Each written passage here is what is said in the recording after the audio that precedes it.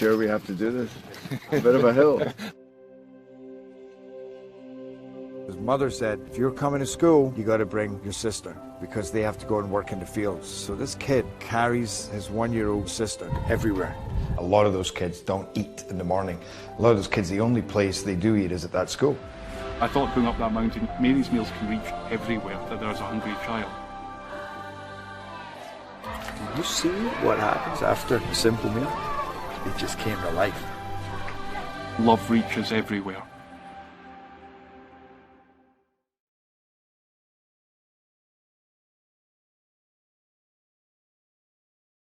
Parkview Sports Medicine's integrated sports medicine team is built to serve the needs of all athletes in all sports. Our team's only goal is to improve athletes in every facet. PSM offers performance training to help athletes get better on the field, dedicated athletic rehabilitation and physical therapy to help them get better off of it, certified athletic trainers in our PSM schools providing daily support to our athletes, and a specialized orthopedic walk-in clinic when injury strikes. Call 260-266-4007 to speak to our care navigators or visit ParkviewSportsMedicine.com to learn more about what we can do to improve athletes at all levels. Parkview Sports Medicine. Become more.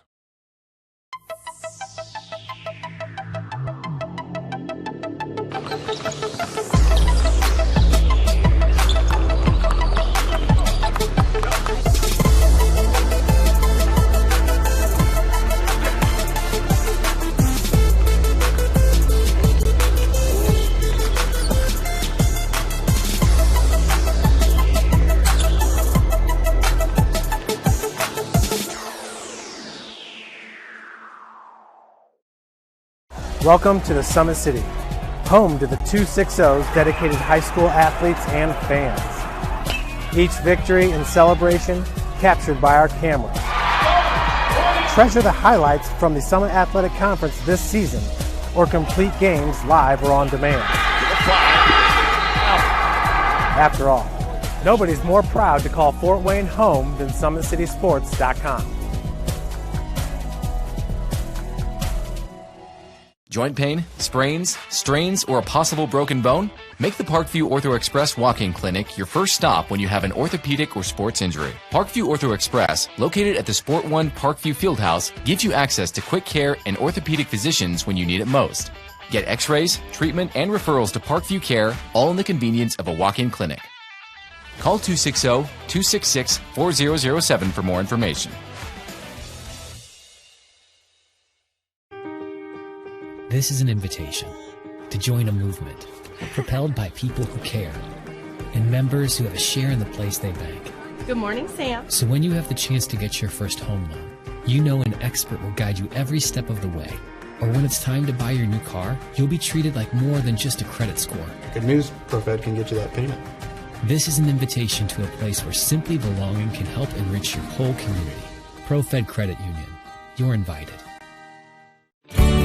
I was once a Southside kid who was led on a journey by high school football. A journey that taught me discipline, toughness, and the skills that made me a success. As a businessman with a CPA license who owns his own firm, I still use the building blocks of high school sports in my everyday life. Someday sports will end no matter what level you reach, but you will be left with the skills to compete in the next game, the game of life. Someday, you'll get your knee replaced. Someday, a new hip. Someday can be sooner than you think. At Parkview Ortho Hospital, we want to help you get moving again. So we offer a full range of options for joint pain, including outpatient joint replacements and personalized solutions. It's time to reclaim your life at Parkview Ortho Hospital, because someday is today. Learn more at parkview.com/ortho. Parkview, we believe in better. Thank you for watching Summit City Sports. To help broaden our coverage, we're asking you to become a monthly sponsor to our Patreon account. We produce weekly highlights and live video broadcasts. When the Homestead Girls Golf Team won its first state title in program history, we were there. When Fort Wayne brought back 3 state titles in cross country.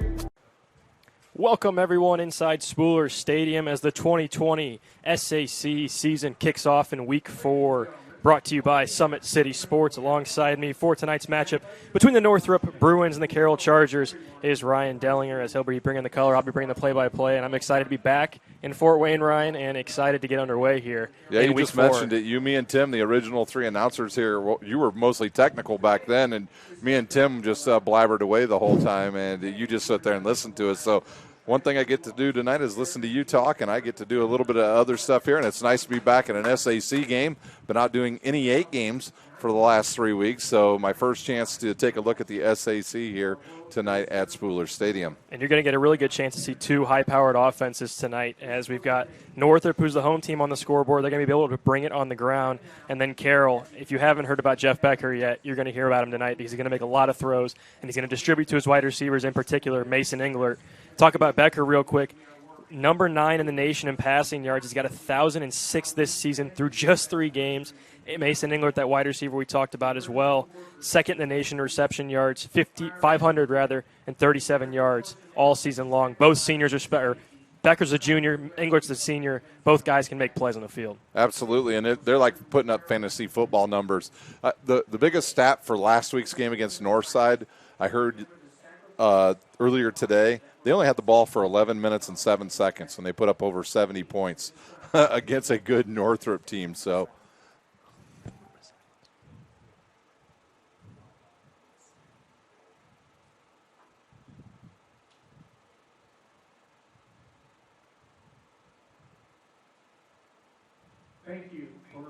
and we just had to pause briefly there for a moment of silence, as today is 9/11, 19 years since to the day of that day. I totally you were a little younger. I remember it vividly.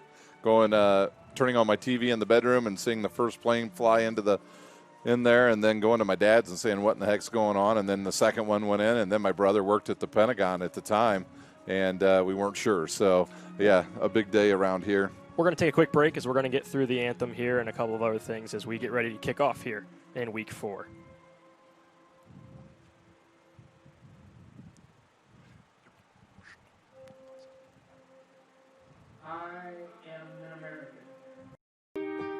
This is an invitation to join a movement propelled by people who care and members who have a share in the place they bank.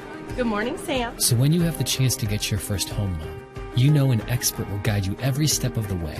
Or when it's time to buy your new car, you'll be treated like more than just a credit score. Good news, ProFed can get you that payment. This is an invitation to a place where simply belonging can help enrich your whole community. ProFed Credit Union. You're invited. I was once a Southside kid who was led on a journey by high school football. A journey that taught me discipline, toughness, and the skills that made me a success. As a businessman with a CPA license who owns his own firm, I still use the building blocks of high school sports in my everyday life. Someday sports will end no matter what level you reach, but you will be left with the skills to compete in the next game, the game of life.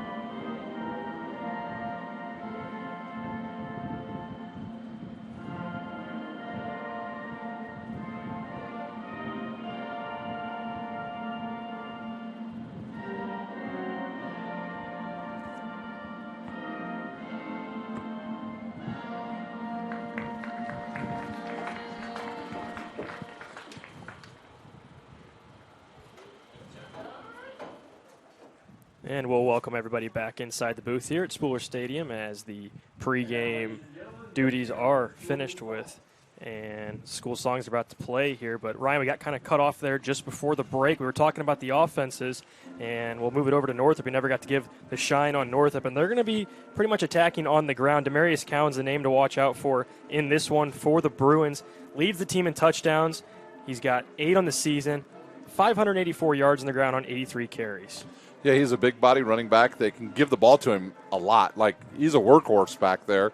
And if he's able to if they can control some of the line of scrimmage, and I would say control the clock, but Northside tried that as well, and they still got 70 put on them. So if they can get Cowan going and control the ball, and if their quarterbacks can get some plays through the air and balance out the offense, I think it'll help Northrop out tonight. Head coach Dorfler for the Bruins talked about earlier this week to me, they had 7 guys coming back that had experience last season playing on the line or started in offensive line. He credits a lot of their rushing success this season to that experience up front as well as Cowan. He's one of the most athletic, one of the best backs he's had in his time here at Northrop. We'll talk about head coach Dorfler real quick. In his 7th year, 18-46 at the helm of the Northrop Bruins. 5-6 was his last season record, and that was actually his best record. So things have started to improve here at Northrop, and they're starting to win football games. They're 3-1 or 2-1 rather to start the season, looking to go 3-1.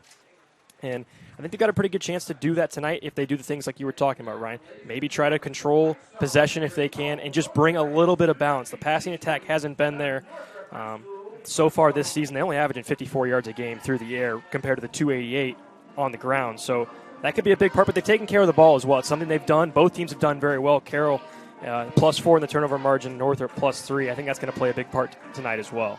Yeah, if you take a look at just Carroll's averaging 400 yards a game, and that's a big difference. And the stat that stuck out to me about the Carroll team, their average yards per catch are 22 yards. And when you see that, that means they're getting chunk plays, big plays in a hurry. They strike quick and they score fast, and it puts you one-dimensional. You got to try to do the same.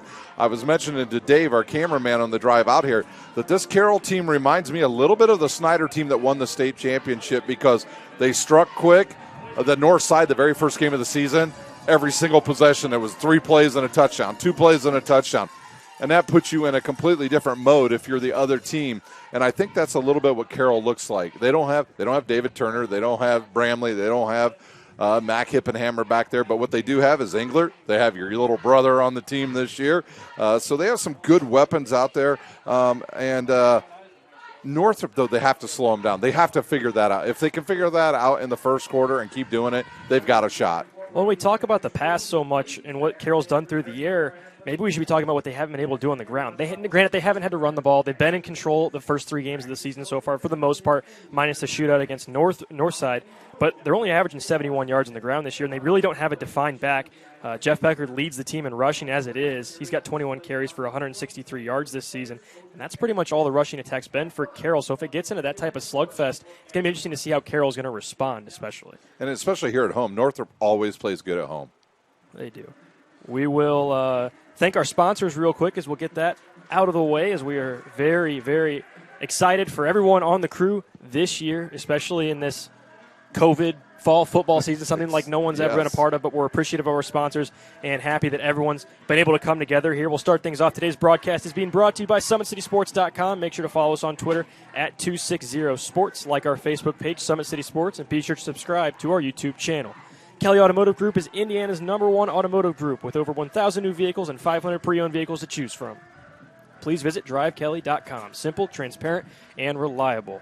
Tom Steele Tire has been servicing the Fort Wayne area for over 40 years. They will help you find the perfect tire for your vehicle and other auto repair services like brakes, wheel alignments, engine diagnostics, and more. The Big Eyed Fish has been around the Northeast Indiana area for generations. Like their Facebook pages for updated promotions. Enjoy the best fish in Fort Wayne in a family-friendly environment at the Big Eyed Fish. You're invited to join ProFed Credit Union, where we get to know you to serve you better. Sign up online in 5 minutes or stop by a branch. Join ProFed today and start owning your financial future at profedcu.org. At Ottenweiler Contracting, we invest in our customers by providing peace of mind during the entire process from bid to bill. Visit OttenweilerContracting.com. Summit Volleyball trains and builds the highest quality volleyball players in the area. From ages 5 to 18, our players are equipped with elite-level skills and a foundation of life skills. Jump on board. Together, we can reach the summit. Anderson Heating and Air Conditioning is dedicated to providing the best possible solution for home or business. Visit AndersonCoolHeat.com. LS Teca Mexican Restaurant has been a Fort Wayne favorite since 1973. LS Teca's Mexican recipes are sure to tantalize your taste buds. Visit LSTecaRestaurant.com. iCryo specializes in whole-body cryotherapy, body sculpting, cryofacials, infrared sauna, and compression therapy services. Check out Jalen Smith's signature location on the Coliseum Boulevard by Blaze Pizza. Took me a little bit there to get through them. That's the first time of the run-through for me this year, and we've got a whole team of them, 10 of them now, including our title sponsor, Parkview Sports Medicine. So it's grown. We've talked about it a couple times, just being back here tonight, Ryan, but it's like it's come full circle. The original crew's back at it, and it's exciting. It's exciting to see where Summit City Sports has come from, and it's exciting to see where we're at now. Yeah, all the sports we're covering now between high school football, volleyball in full swing in this area, and along with soccer going well. We're going to have college going here shortly, so it's good to see sports back and better than ever here in the Summit area. And now it looks like Northrop's going to get the ball to get started, and they wanted the ball. I bet if you want it, you wanted it. So here we go. I'm excited, and like you said, Northrop starting with the ball. They will be receiving the kick from Carroll, and I think that's part of the game plan for head coach Dorfler coming in. It's one of those. It's a coin toss. At the end of the day, it's luck, but that's definitely was part of the game plan. That helps, I think, in Northrop's advantage. Maybe try to get on the board first, try to take some time off this clock as well. Yeah, absolutely. And at halftime, we will update you on scores from around the area. All of our local games that we can get for you, we'll certainly get for you at halftime. And we are ready to go for Summit Athletic Conference action here at Spooler Stadium. It's going to be Evan Jester kicking things off for the Chargers. Back to receive for Northrop. Looks like, try to get a number here. I believe Collins back there. Collins back there. Sanders is back there, as well as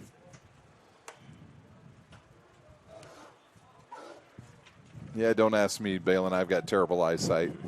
Looks like Mikkel Neighbors is back there as well. Got you young guy here with me now, so you can see better. Yeah, always bringing in a different mix of return guys, and we've got to stop here. Ball fell off the stand there. Excuse me, I'm getting it all out early. The tee, yeah. That's okay.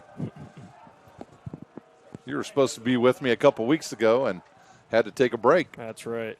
76 degrees is the game time temp, and it's football weather officially as we're starting into the mid part of September. As Jester sends it back just near the 10-yard line, that's going to be Sanders on the return. He's got some space. He's going to try to change his field position as he spins on, caught it on the far left side of the field, brought it all the way to the right side towards the Northrop sideline and gets pushed out of bounds.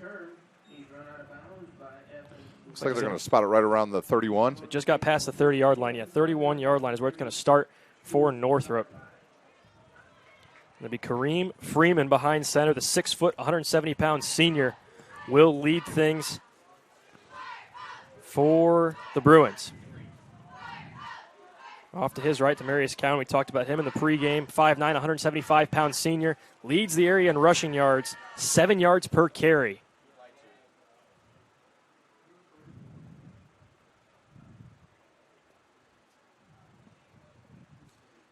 We got a slight delay here, huh? Not sure if we're... Oh, yeah, looks like an equipment stoppage. And we are underway for the first snap of the game. Freeman will take it on the option, and he'll hold on to it and gain, looks like maybe about 8 yards on that play. Yeah, that was a good play. That whole right side of the line collapsed the other side of the line of Carroll down, and that opened up a nice running lane right away for the quarterback. That was a good read. Good job by Freeman there to take what the defense was giving him, hold on to that one and take it. Freeman, we talked about what Northrop hasn't been able to do through the air, but Freeman on the ground, 37 carries, 127 yards, and 2 touchdowns. So some experience there for Freeman running the ball as well. And this time he hands it off to Cowan, and Carroll's right there and ready for it. Maybe a pickup of about 2 or 3. Should be enough for a first down. And I think it's going to be. as they changed on the scoreboard. Now the chain gain adjusts. So it'll be 1st and 10 from the 42 of Northrop. I'm interested to see in this one, Ryan, when Northrop's going to take that shot, because you know it's going to be coming. They're going to try to run you. They're going to try to slow you down, make you fall asleep, and then they're going to take that shot downfield. I just don't know when, especially if they've been able to pick up. And it'll probably be something down the seam, would be my guess. There's another handoff, and that one's. Check that on the Traction AP replay here as they just absolutely collapse that whole offensive line as a Carroll D. Saw Hunter Mertz back in there, a couple other Carroll linebackers. Yeah, they blitzed right through the A gap that time and were able to get in there for that stop. This is a senior-laden offensive line for Northrop. Coach Dorflick talked about the experience coming back on that front line. It's a big reason why they've been able to run the ball well. As Freeman will send Cowan to the other side. Hold on to it. He's going to flick it off to him as Freeman just gets past. That was Mertz again. Mertz in there again.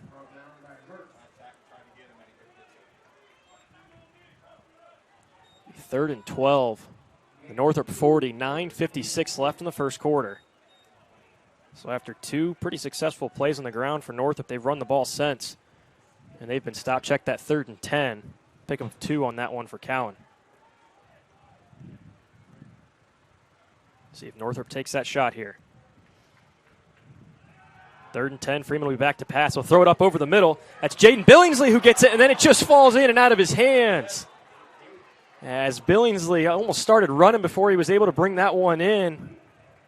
Might have gotten a hand in there, as we'll take a look on the Traction AP replay. That was a good throw. Freeman sized that one up perfect, found a hole, and there was no tip there. It was all into the hands of Billingsley, and he just couldn't bring it down. It's Billingsley's first year of playing football. It's what head coach Dorfler said earlier, and he's a guy they really want to get active in the passing game, as they'll be forced to punt, and that one's going to be on the ground.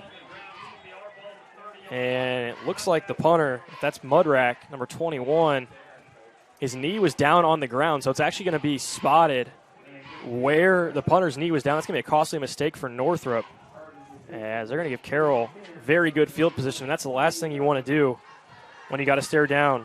Especially at the 27, because they can do anything, pass, run, any misdirection from this down and distance now can Carroll go, and just the start they were looking for. Wouldn't be surprised to see if Carroll maybe tries to focus on the ground game early, just kind of develop that they haven't really been able to through the first 3 games of the season. Not that they haven't needed to, but. And they're sending a player off. That's number 2. It looks like that's your brother. Yeah, Bowden Is he in Heights trouble already? Off. Oh, boy. Was it an equipment issue, or it's like an equipment issue? So in comes number 3, Cam Hedgecock. They'll send him off to the side. Far left of Becker. Now they'll send Rudolph in motion.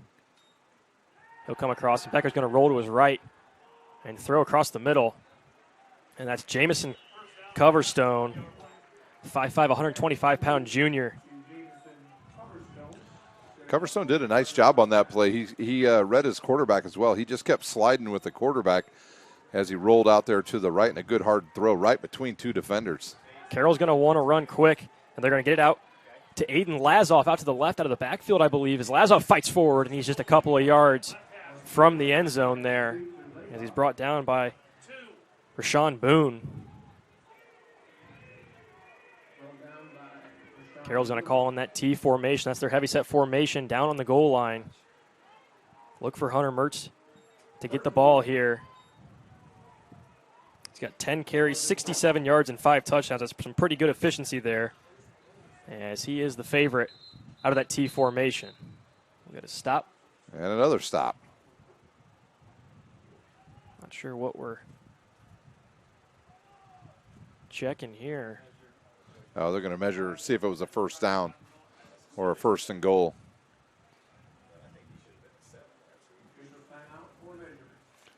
While they do that, Balin, talk a little bit about the other games going on around the area tonight. Well, we got Carroll and Northrop here. That's a big one, a 3-0 versus a 2-1. And then around the SAC, the big one tonight, everyone's watching. Bishop Dwenger 3-0 taking on Homestead 2-1. Homestead had that early loss to Northrop here, but some injuries in that one early. Homestead thinks they've still got a shot at the SAC, and I think they do tonight. Obviously, if they get the win against Dwenger, that changes the whole landscape of the SAC, and some different situations could happen there as far as standings go. But Bishop Lures at Concordia, Snyder at Southside, and Wayne at Northside. So it looks like they're going to spot it just short. It'll be 2nd down and 1. Ball's on the 3-yard line with 9:08 left in the first quarter. Carroll's going to try to punch it in here. See if they come back out with the T formation. And they will.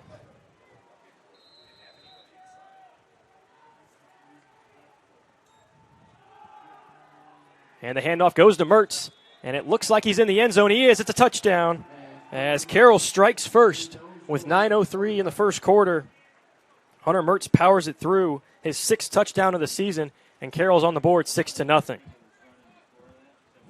Is that a 3-yard touchdown? I believe so. Out from the 3-yard line on 2nd and 1.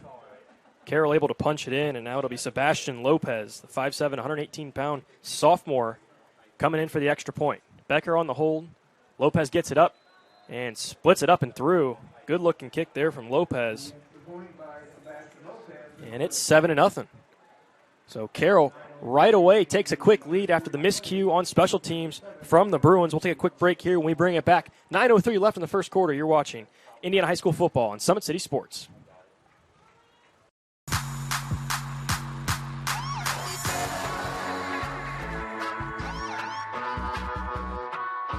I choose to do whole body cryotherapy after practices, games, and training.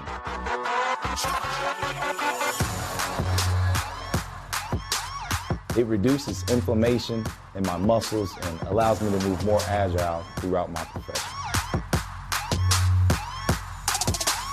I became a believer in iCryo after my severe injury in college at Notre Dame, tore my ACL, and I was looking for ways to recover, ways to get back on the field. So I'm thankful for iCryo.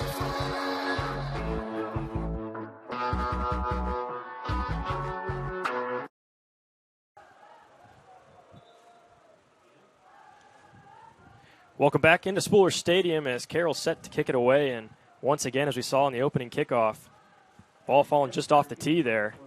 Have to get a reset and a stoppage. Buys us a little time here in the booth to get resettled before Northrop takes over. A touchdown run. It was interesting. Carroll showed they were going right and then went left because they overloaded that right side, and then he just cut it back behind the line, and there was nobody there. A little misdirection there for Mertz as he punched it in from 3 yards out. Kickoff's underway. And Northrop will look to take it.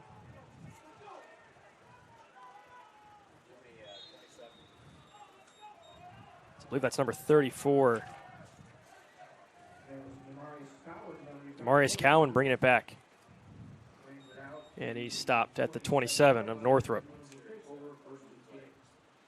So now Northrop's in a bit of a tough spot, Ryan, because the game plan you come in with is try to draw this clock out if you can, try to put it on the ground.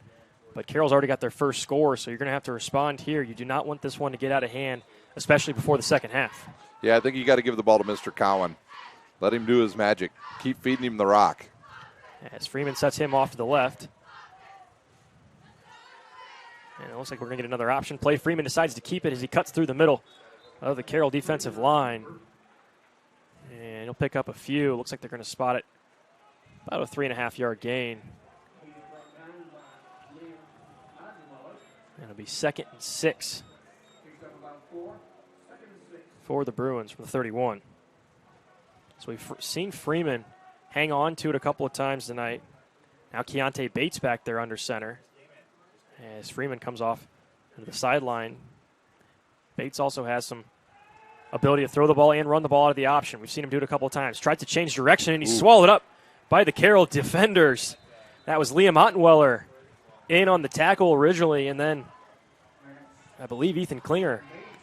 You can check this out in the Fraction AP replay. As soon as that other quarterback came in, boy, they showed blitz right away to Carroll. They were not. Lucky he didn't fumble the ball. Yeah. Bates tries to change his field there and kind of go the other way and got caught in an even bigger group of defenders than initially where he was heading off to the right side.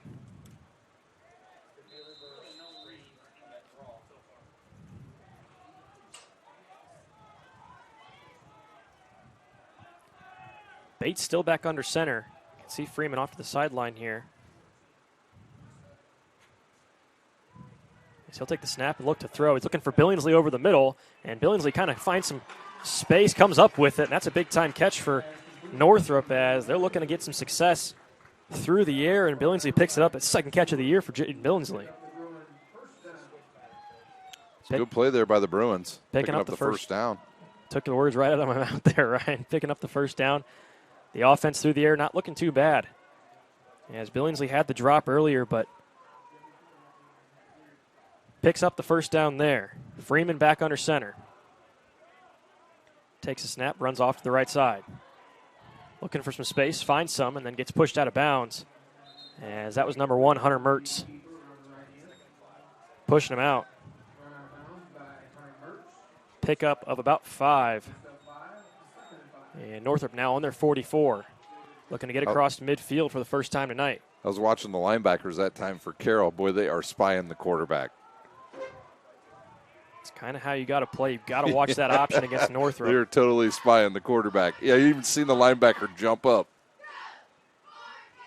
It's Craig McGinnis who has made some noise. 27 tackles, a tackle for loss, and an interception this season. He's just waiting on that quarterback to make the move. As they hand it off to Cowan, there's a big hole up the side. And Cowan into the secondary before he's brought down by number 14, Aaron Stewart. But a big-time pickup for Demarius Cowan as we get the Traction Athletic Performance replay. And we talked about that quarterback spy, Ryan, and I think that just set it off to the right side. It opened up the right side for Cowan and found a hole and brought it across midfield. Yeah, he just ran the other way of the blitz. So maybe that'll make Carroll have to sit back a little bit and buy the quarterback some time. Freeman with the snap, he'll run off to the side, and Mertz is in there to bring him down. As that one will most likely go for a loss. Maybe just back to the line of scrimmage. They'll keep him at the line of scrimmage. So 2nd and 10 for Northrop from the 25 at Carroll. 6:32 left in the first quarter. Carroll with the quick 7-0 lead. That's 3 sacks already for their defense. They haven't been big on getting sacks this season. So just a handful, I believe just 2. Just 2 registered sacks for Carroll this season. So making the improvement on the defensive side of the ball. And a lot of people in the area think that's where Carroll really can come up as a balanced team. As another handoff goes to Cowan, and he's getting wrapped up, and he's going to get pushed even further back as he may have just gotten back to the line of scrimmage. They're actually going to spot him down, so a tackle for loss. And it'll be 3rd and 11.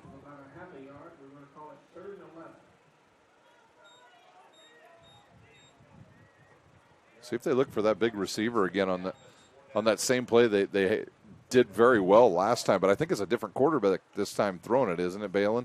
Freeman, I believe, was the first one where they missed it down on this side of the field. So Freeman's back in there. Billingsley, he's going to set up off to the right. 6'2", 170 pounds.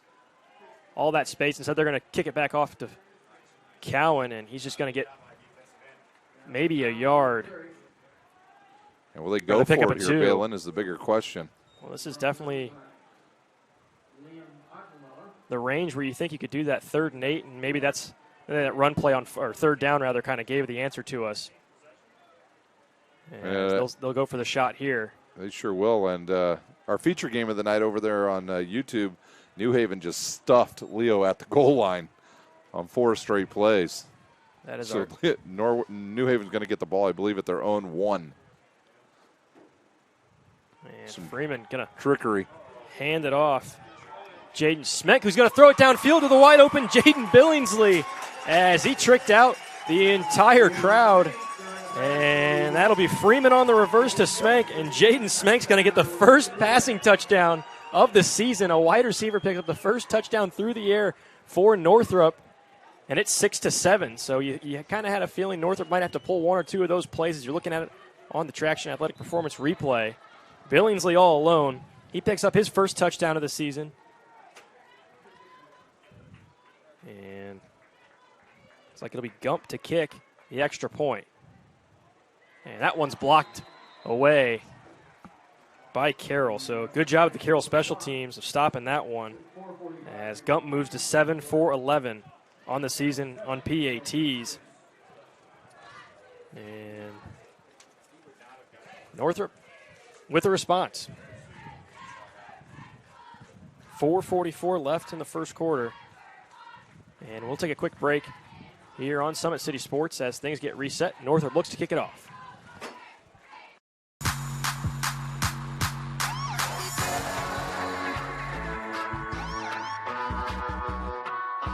I choose to do whole body cryotherapy after practices, games, and training.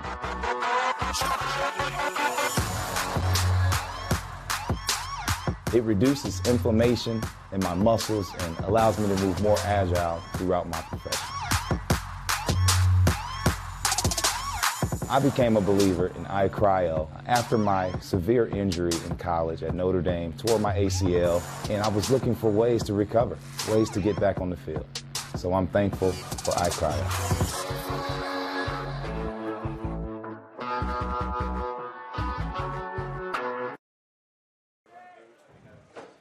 Welcome back, everybody, inside Spooler Stadium as Northrop almost drew even there with Carroll. Missed on the PAT, but it was a touchdown pass from Jaden Smenk on a little trickery off to the wide-open Jaden Billingsley for the first score of the night for the Bruins, and they're set to kick it off as it's Raducindo back, and he sets that one off to about the 17-yard line. It's picked up by Mertz, and he brings it up just past the 35. I think they're going to spot him at the 37.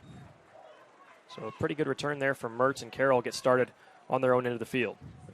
Remember how far that touchdown was, that throw, where it was spotted? It's about 24 yards, wasn't it? I think somewhere around there. Good start here for Carroll, though. They're out over their own 35-yard line, and a chance for a little bit for Northrop this time to show a little bit better defense. They started so deep last time. So we'll see if they have any answer for Mr. Becker. So this could be the first real stop for Northrop as they were backed up pretty far on their own end after the special teams miscue. And Carroll wants to go through the air as Becker's actually have to scramble, and he evades a tackle and then gets brought down after about a 5-yard gain. So it'll be 2nd and 5. Trying to see who the big fellow was that had the first from the Carroll shot 41. At getting him there. They almost got him in the backfield. And Carroll wants to go quick as the pass goes to Lazoff. He almost had to reach over his back to grab that one. And Lazoff with some space gets past midfield. And Carroll will start things on the 46 in Northrop as Lazoff almost lost that one over his head. Kind of really had to reach up and use all that 5'10 frame. That was a good check down there by the quarterback. Becker throws it out and finds Engler. That's Engler's first catch of the night. Looks like it'll get the first down for the Chargers, and that's a name we haven't said a whole lot tonight for Carroll so far. Mason Engler with the first catch of the night for him. Last game against Northside, Ryan. Keep in mind, this is a game. This wasn't a video game. 18 catches, or rather, no. 10 catches, 306 yards, and 4 touchdowns. It's an okay night. Not a bad night if you're a wide receiver in the SAC, as Becker uses the legs and picks up that first down. So back-to-back plays yield a first down for Carroll. And they just got the ball. They got the ball with 4:45 to go, and they've gone in less than a minute all the way down almost to the red zone. Carroll wants to go quick. A lot of no huddles, what you're going to see tonight from the Chargers, as they really try to wear the teams down. As Becker sends Height in motion off to the right side. And Becker's going to throw it in over to Bowden Height as he is brought down just before the marker. He might give it to him. Looks like they will. So 3 straight plays for a first down for Carroll as Height picks up his first catch of the night. Becker just reading the defense perfectly right now. And it's 1st and goal.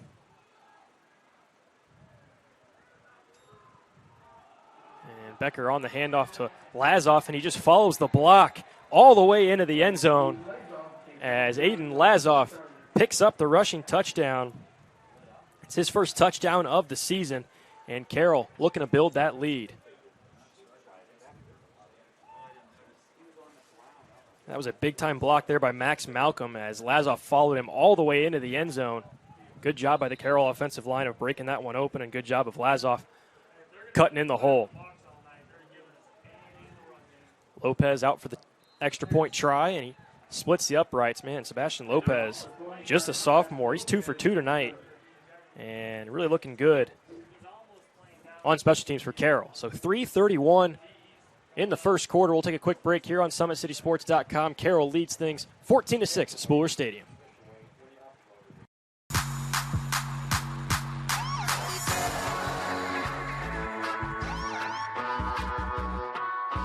I choose to do whole body cryotherapy after practices, games, and training.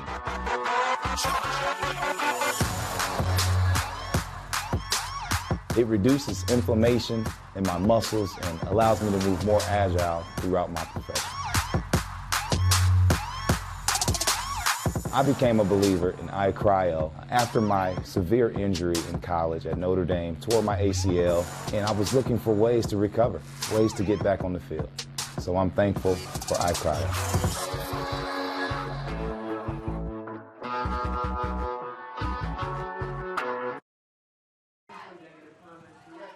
Welcome back inside Spooler Stadium. Balin Height here alongside Ryan Dellinger as Carroll.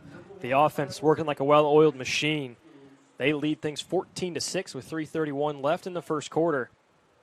And Carroll, not a whole lot of struggle on offense. They've been able to have their way, and Aiden Lazoff capped off that drive with a rushing touchdown on the ground. Jester kicks it off. And Northrop's looking for the return, as that's number 2, Darius Sanders, who finds some space and gets across the 30-yard line before he's brought down by Michael Dickerman.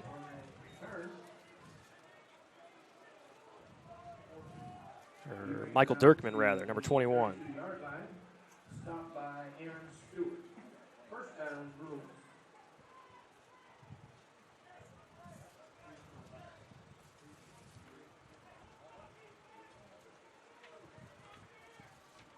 So we'll see how Northrop looks to respond offensively, as it took a little trickery to get the first score of the game.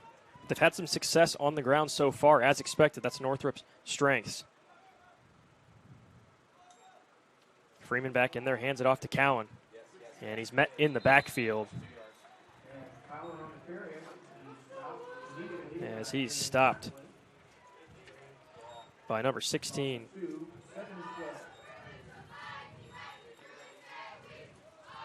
Aaron Jackway. 17 tackles, 3 tackles for a loss for Jackway. He leads that front 4 for Carroll in the tackling department. Gets off that edge real quick. 2nd and 12, 2:45 left in the first quarter. Freeman takes a snap. He's going to look to pass. He'll throw it over the middle, and that one, the intended receiver was Dane Kilby. And that was a dangerous pass there from Freeman, as there was a whole slew of guys in the secondary for Carroll. Score update from New Haven. Leo with a 7-0 lead there, Balin. And New Haven, right after they gave up a touchdown on a turnover, run one play and turn it over, and Leo's got the ball back in New Haven territory. So a little momentum there for the Lions out in New Haven, as that's the Summit City Sports game of the night. Freeman back under center, 3rd and 12. He'll throw it off to the side and in and out of the hands of Billingsley.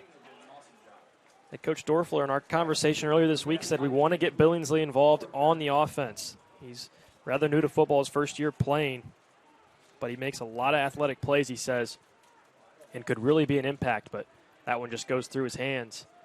And Northrop's going to have to punt. Braden Mudrack back to punt for the Bruins. On 4th and 12.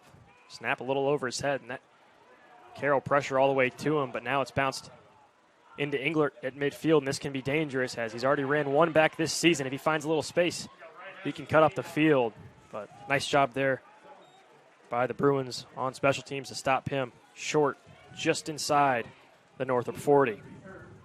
2 possessions in Northrop territory is a recipe for disaster for Northrop tonight so far. And they score. We've got 2:19. Well, that gives them just enough time to get another score.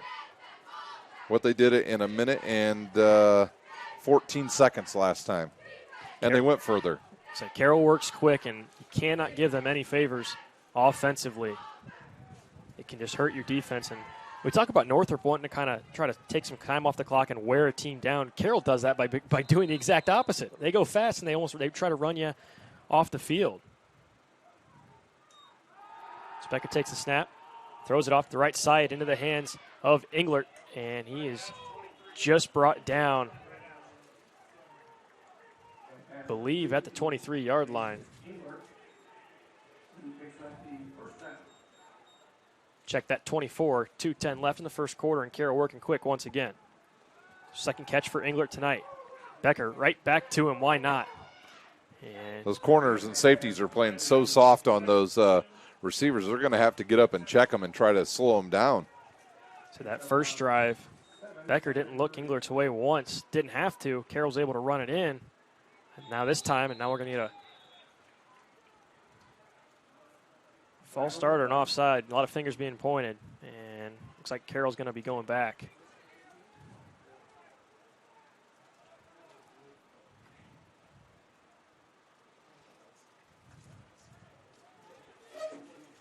The officials are going to talk it over. We'll see what we've got. Leo scores again, Balin. 14-point lead for the Lions out at New Haven. A little bit of an unexpected result, and that's going to be an offside against Northrop. So that gives Carroll the first down, moves them even closer into that end zone.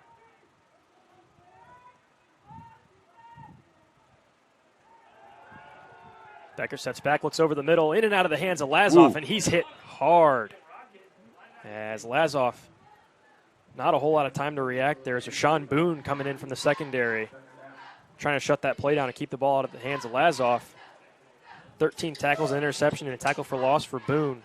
When you're a running back, you know that free safety's back, or when you're the slot back and you go through there and you know that free safety's waiting on you back there, sometimes you get alligator arms. Yeah. It can trip you up, especially if you know he's coming. And Boone was in that situation. Becker once again throws it over the middle. That's into the hands of Cam Hedgecock. And he is brought down. Now we'll get a flag pretty quickly after that tackle.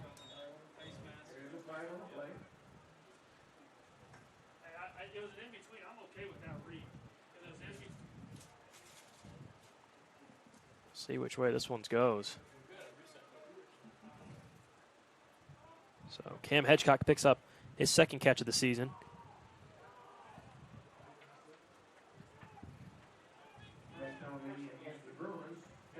Be a face mask on Northrop. That's the one thing you cannot do on defense. If you're playing against Carroll, you cannot help them out by giving up penalties and moving that offense even closer. I think it's going to be spotted right about the 2.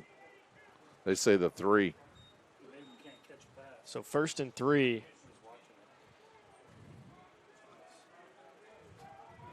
From the goal. Becker with Lazoff behind him. And he'll roll out to the right. Throws it into the end zone, and that's into the hands of Bowden Height. As Height picks up touchdown number 2 of the season.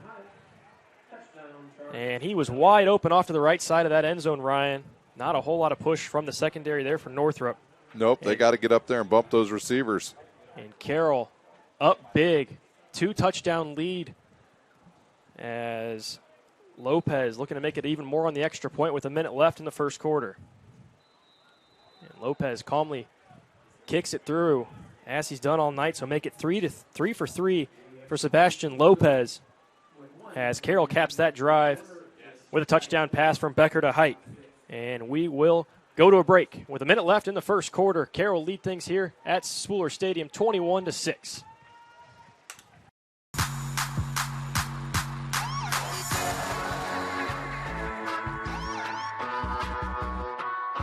I choose to do whole body cryotherapy after practices, games, and training.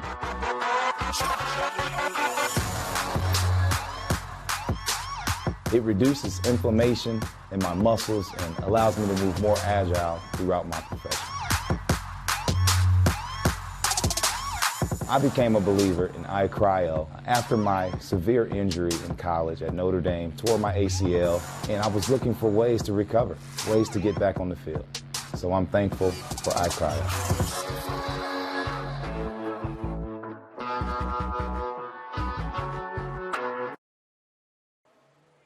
Welcome back inside Spooler Stadium. Just a minute to go in the first quarter, and Carroll already out to a 21-6 lead as the offense has worked quick for the Chargers.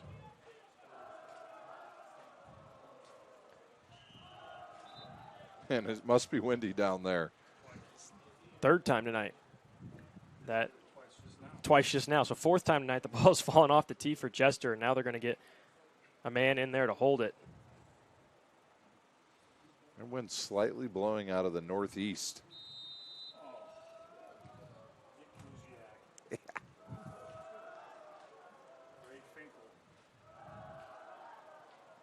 Beaupre in there for the hold as Jester boots it away.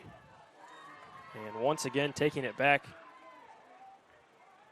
is Sanders, and he's brought down just before the start of the Carroll sideline.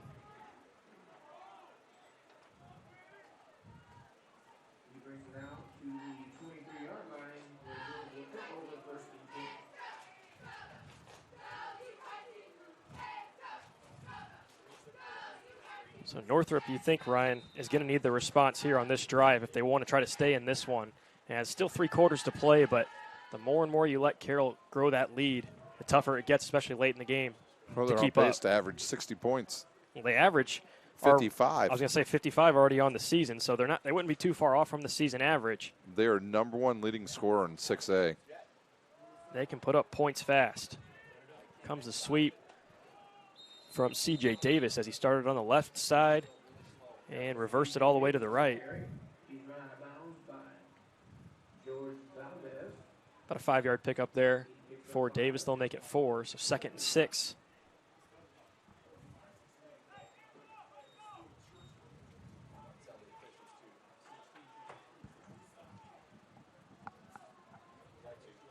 Freeman's still out there. We saw Bates earlier in the game, Ryan, maybe try to give a different look to that Carroll defense, but they've decided to stick it out with Freeman, and he's done well holding on to the ball and trying to create an option for Cowan. But when you're not able to throw the ball, a team can really just hone in, especially even if it's a strength.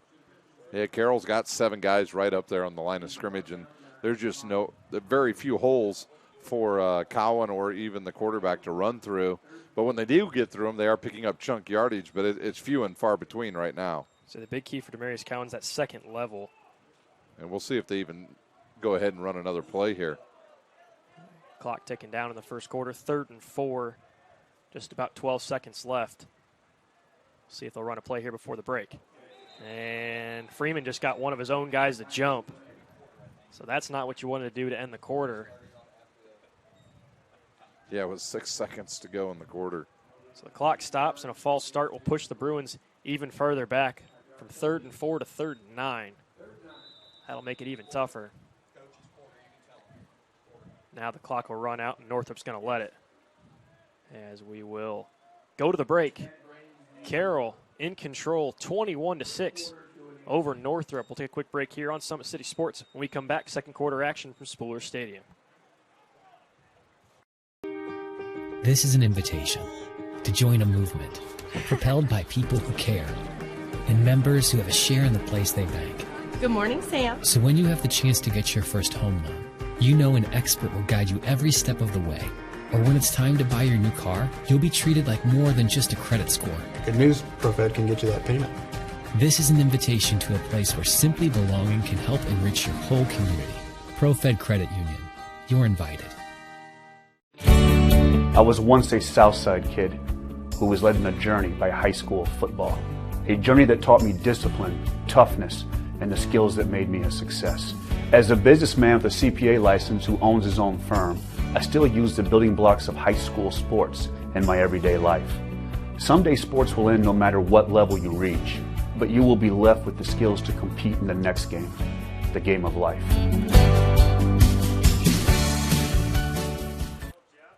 Back in Spooler Stadium, Balin Height alongside Ryan Dellinger, and we'll switch sides as we enter the second quarter of play. It'll be a 3rd and 9 from the Northrop 24 for the Bruins out of the break. And Ryan, offensively, what are you looking for here from the Bruins?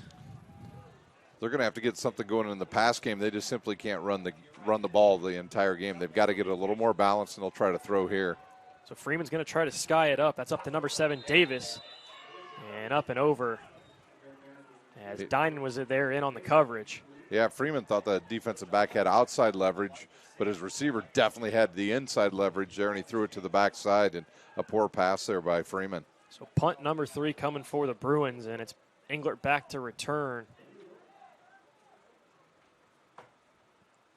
Maybe not, rather. They're going to go for it, it looks like. And their own. Or they don't have a punter out in the field. Yeah, I don't think they know that they don't have a punter.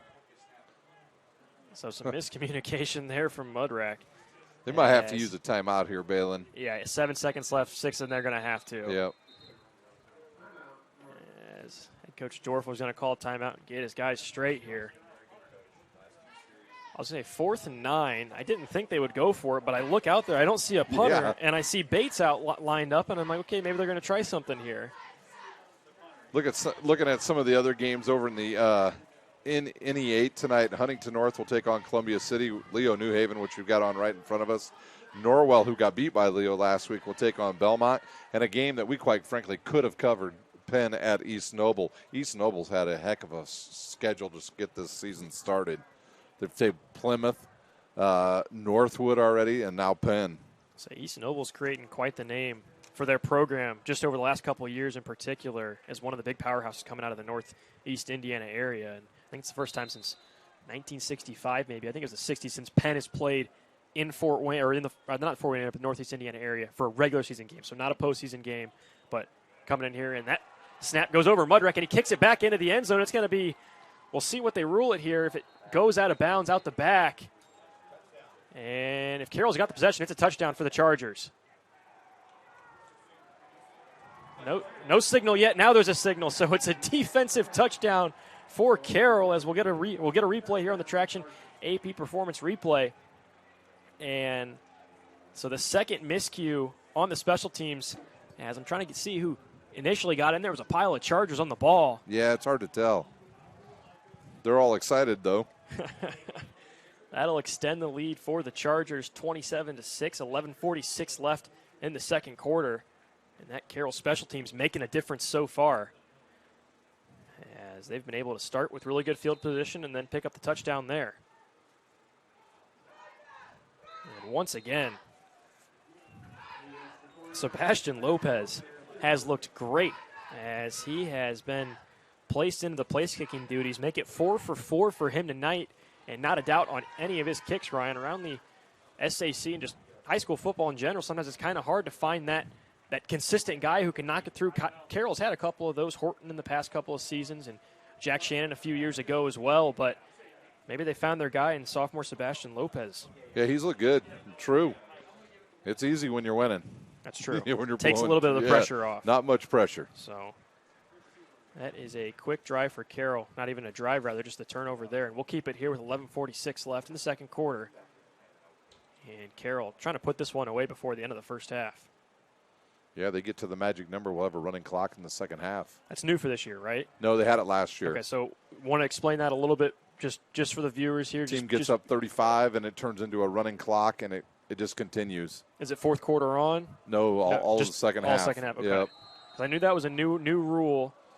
We have personally not had one of those this year. We've been close, but it never turned into that.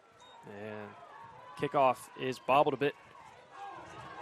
And now a hole as Cowan's got it across midfield before the kicker Jester just able to get in front of him and stop that return. But Demarius Cowan, maybe a little bit of momentum here now for Northrop. As they change field positions, they'll start their offense on the Carroll side of the field. So we'll see if that brings some of the life. Yeah, Cowan, big run. He is, once he gets through, he is fast. It's that second level for Cowan that he has really excelled in. So Northrop now with a response. Northrop did start with the ball this game, so it'll be Carroll receiving in the second half, and now some communication with some substitutions again for Northrop. Is that C.J. Davis running on late, as him and Billingsley just got confused as to who was out there on that and what set. So Freeman back with it. Cowan off to his left. We'll see if they hand it off to him again. As Cowan can make big plays. He's just got to get past that first level. Instead, Freeman will take the snap directly and make the run up the left side of the field before he's brought down by number 4, Cade Dinan. Dinan had to come in all the way from the secondary. As Cade Dinan. That was actually some really good blocking by the wide receivers that time for Northrop. Without that blocking, there's no way he picks up that 5 yards on that carry. It's those little plays that can sometimes go unnoticed in the whole scheme of a play that can really change the game. Yeah, for sure. So a nice block on that run in from Aiden Lazoff earlier for Carroll, and another nice block there. 2nd and 5 from the Carroll 30. Clock running. Freeman takes it again on the keep. He'll go to the same left side. This time, Carroll meets him as Aaron Stewart got the first touch, I believe, on Freeman. Just about a yard short, so it'll be 3rd and 1. This is going to be a big-time conversion here for Northrop if they can pick it up. They need this big time. They've got to keep that offense on the field and stop Carroll from It's scoring. 2-down territory. You know, they're going to go for it whether they pick it up or not. They don't have a choice at this point. Might be a situation where Northrop's a little bit more comfortable playing that 2-down territory because they like to run the ball so much. Right. And they have success running the ball as well. Just opens up that playbook a little bit more for them. As Freeman will take it with Cowan behind him. They'll send a blocker into the middle, and Cowan's going to go right up into the hole. And looks like he'll pick up the first down by about 2 yards. So nice job there from Cowan on the ground. And their workhorse keeps it going. He had 83 carries coming into this game, 584 yards, 8 touchdowns. And he has been the area's best runner, quite frankly. Yeah, he's just a bull back there, man. He's a workhorse. So now a little confidence maybe for Northrop offensively as they've put together a pretty good-looking drive here after Cowan picked him up on the return. And we had some clock issues. Clock wasn't running. Ball still gets snapped. And Cowan's brought down. Might have picked up a yard. They'll give him a yard.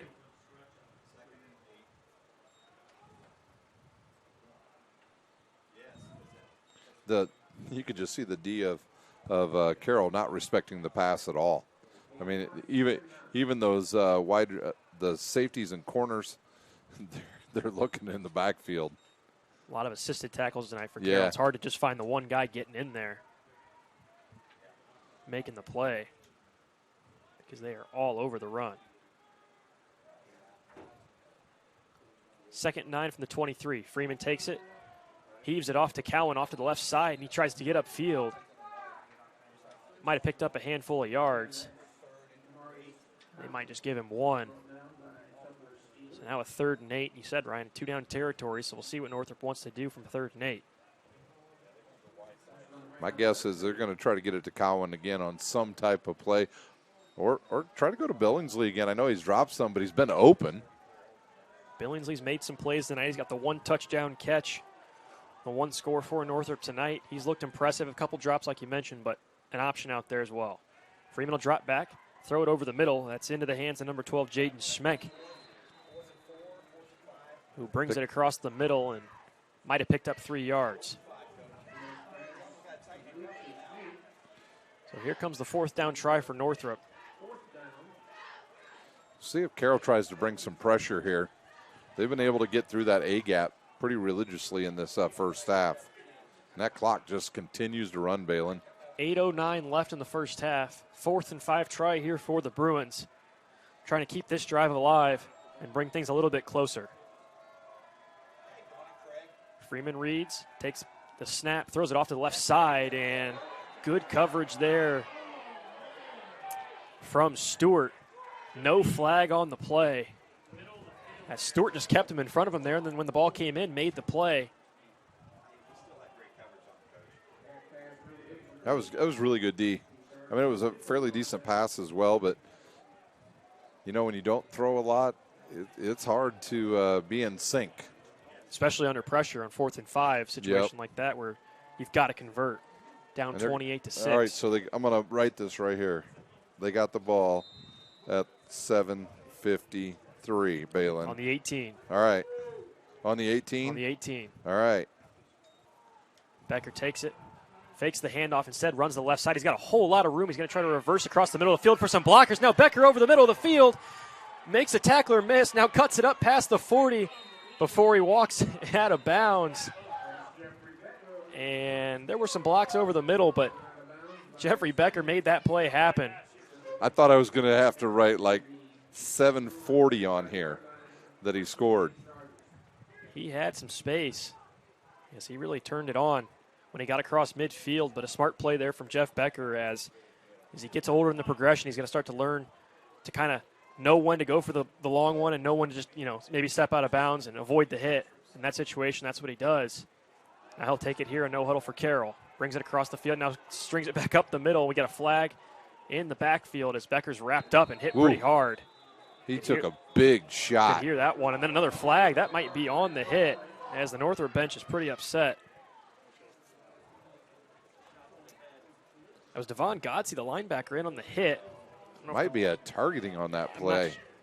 I'm not sure they have that in high school. I was going to say, unnecessary roughness, maybe some type of contact like that. Not sure what you'd call that. Couple of flags I see now out there. So we had one in the backfield as Becker took off and broke the pocket. I'd imagine a hold of some sort. Generally, that's what you get out of that. And then the second flag came after the tackle. So we'll see if we get an explanation so they might here. March there's it the back. hold. Yeah. And then they offset. Offset. And they make it first down. Godsey's made some big plays from the linebacker position this season. 14 tackles, a couple of tackles for losses as well. And he's kind of that guy for the Bruins defensively.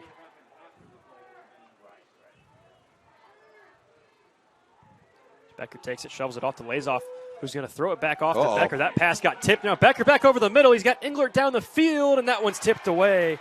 Nice defense there from C.J. Davis, who read that one the whole way. I think what tripped Carroll up initially was that tip in the backfield as Lazoff tried to lateral it back to Becker. Good job by the defense, or the defensive line of Northrop of getting it and putting pressure on Lazoff, blowing that play up. I couldn't tell who the defensive lineman was for Northrop, but if the offensive lineman doesn't block him, he intercepts the pitch back to the quarterback. Yeah, that was a near interception twice for Carroll there as Becker throws it over the middle to Height, and he can't come up with it as it runs out of bounds. It'll be 3rd and 10. Well, your brother will be doing the dishes tonight, won't he? Maybe not with hands like that. Maybe not. Mom might not want him doing some dishes there, Balin. To be determined on the dishes. We'll see on that. For now, it's 3rd and 10 from the 35. 7:03 left in the first half. Carroll with a 28-6 lead. Looking for more here. They got to convert, though. Northrop showing blitz. Godsey's coming over the middle there. He's going to come in. And Becker's going to throw right over the middle into the hands of Jamison Coverstone, who's going to get fumbled out. And now it's on the field. Northrop thinks they have it. And we're going to see what we get. They're going to rule an incomplete pass. No way. He made a football move, didn't he? Northrop's got the ball. I think that's the right call. The far official on the left sideline almost ruled like it was incomplete, but Coverstone had that ball and made the turn upfield before it was knocked out. I don't know if we can get a number on the replay. Boy, if there was instant replay, they would show he was down. Yeah, he was down on the ground. So you see the end of that, Balin? I just missed it. We'll check it out once again here on the Traction AP replay, but it looked like when he got hit, his knee was down, but let's see here. Nope. It was bang. I was going to say, it was close. When I saw it live, looked like a good play there on the strip from Northrop. That's a big play for Northrop right there. Maybe that'll give them some confidence. 6:50 left. They started with the ball in the first half, so it'll be Carroll ball coming out of the second half. And this is a big-time drive here. As Northrop's going to keep it. That's Bates. And we got a flag. Quarterback. Now we've got a flag in the backfield. It's going to be a face mask. Boy, New Haven can get nothing going in offense. We'll get all the scores from around the area at halftime. As Ryan alluding to the Summit City Sports Game of the Week, Leo currently with a 14-point lead over New Haven.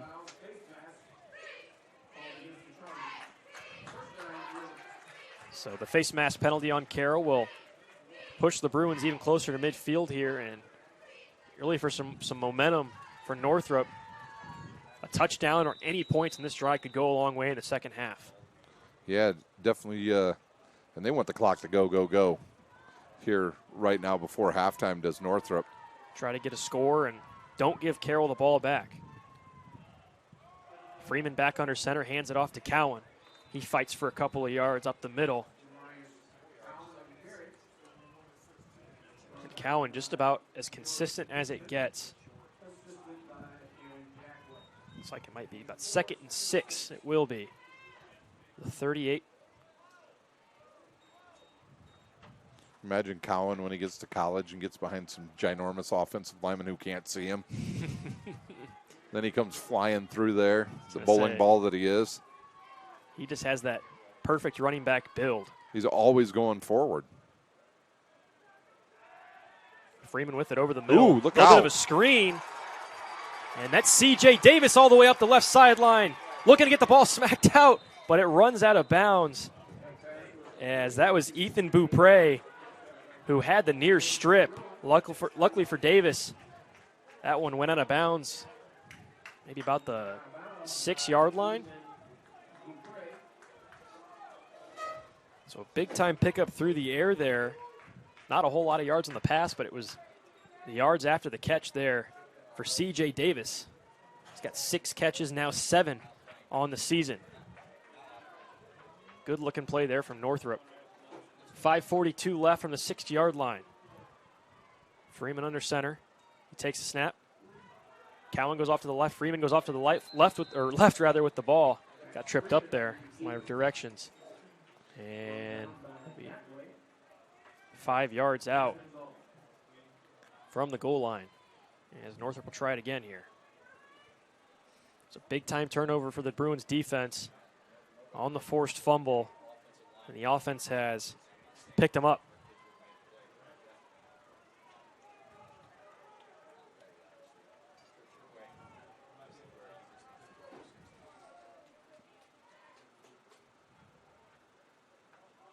Blitz coming from Carroll. Freeman takes it into Cowan. Had a little bit of a hole, but goes down. Looks like it's right back at the line of scrimmage. So a lane initially opened for Cowan, but Carroll doing a nice job of shutting it down. Mers and Jackaway instantly in there for that tackle. They just plug those holes so well, does the Carroll defense.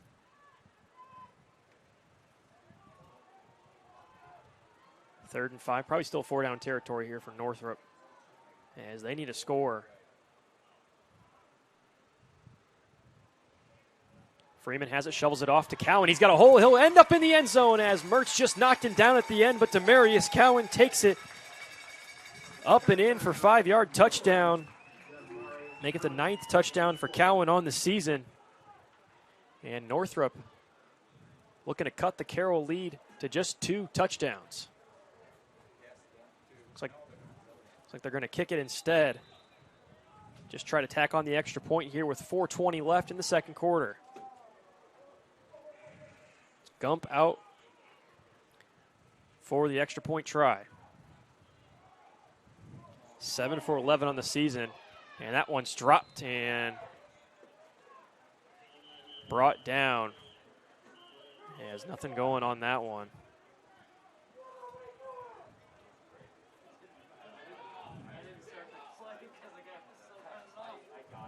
Not sure if we had a flag down on the field on that play as the officials are meeting and talking about something. So the penalty is going to go on Northrop. Was it after the play? Not sure. I think it was on the kick.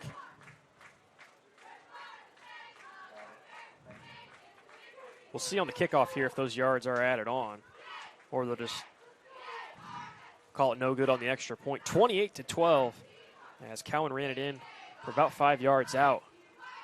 And Northrop drawing closer as they cash in on the turnover from Carroll. And that's something Carroll has done pretty well this season, is taking care of the ball. As they were +4 on the turnover margin coming into this game.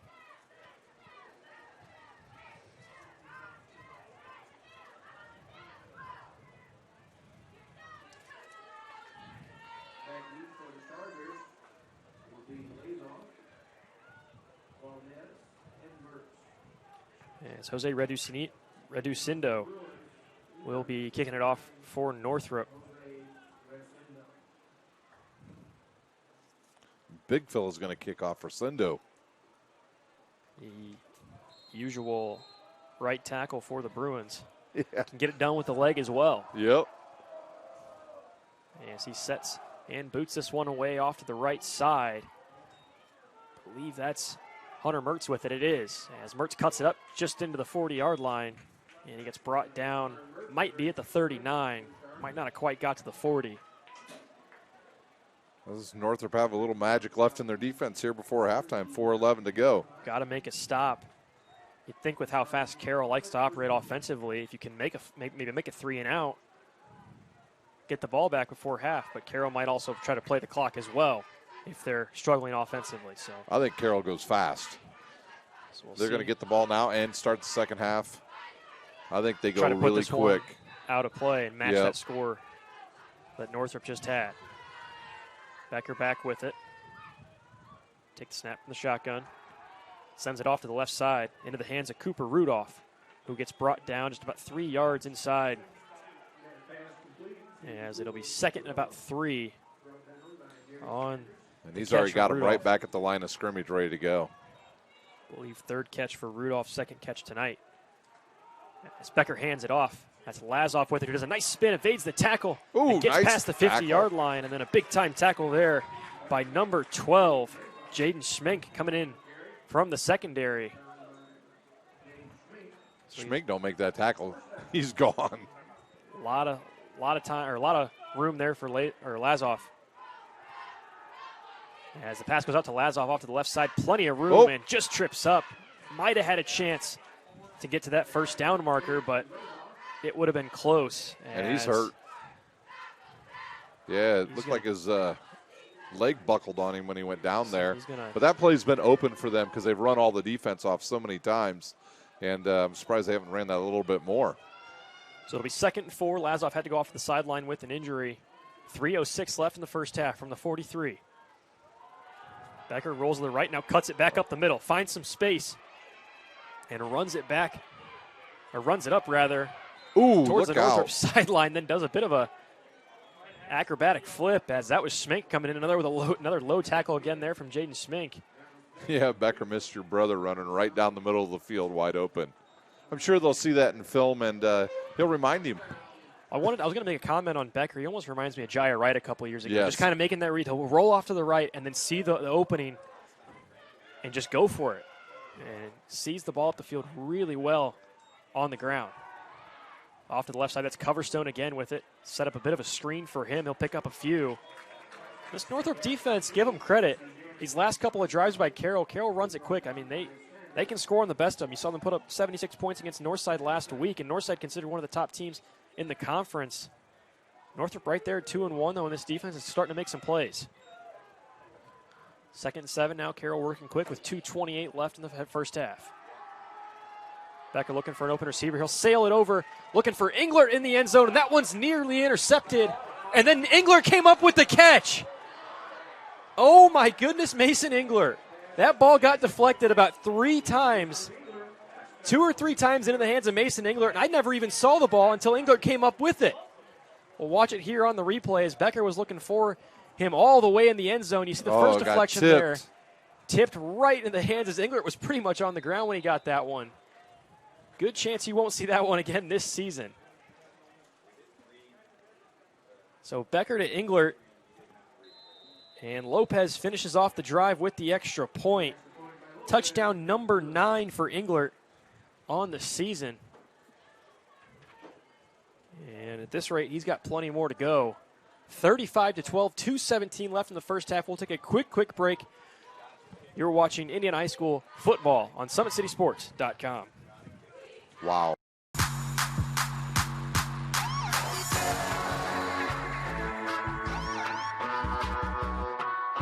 I choose to do whole body cryotherapy after practices, games, and training.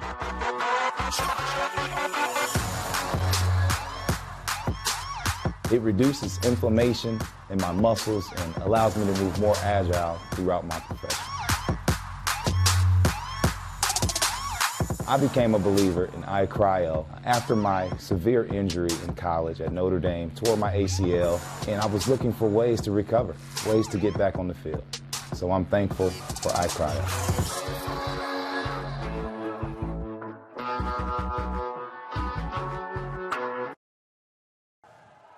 Welcome back into Spooler Stadium.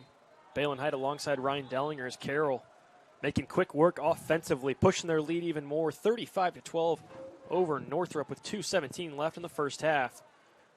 And as they're getting ready to kick it off, and had to stop for maybe some debris on the field or something the head official there had to go run and pick up. But he'll get back into position. And Carroll's got all 3 timeouts left here. And we'll get underway. For Northrop, you've got to go up the field. You've got to try to make a play. You can't play conservative is what I'm trying to get at. To try to keep Carroll from getting the ball back in this first half, especially with them getting it at the start of the second. Kick goes back into the hands of Darius Sanders. He's made a good run back already this season, or already this game, rather. But that one's brought into the middle, and he's brought down about the 24-yard line of the Bruins. So we'll see what the new Bruins have in store here. They're going to go and try and throw the ball, or they're just going to try to get this clock to expire here in the first half. I think you've got to take a shot here, especially with Carroll getting the ball back anyway to start the second half. Got to try to kind of find an answer here. Carroll's got all 3 timeouts.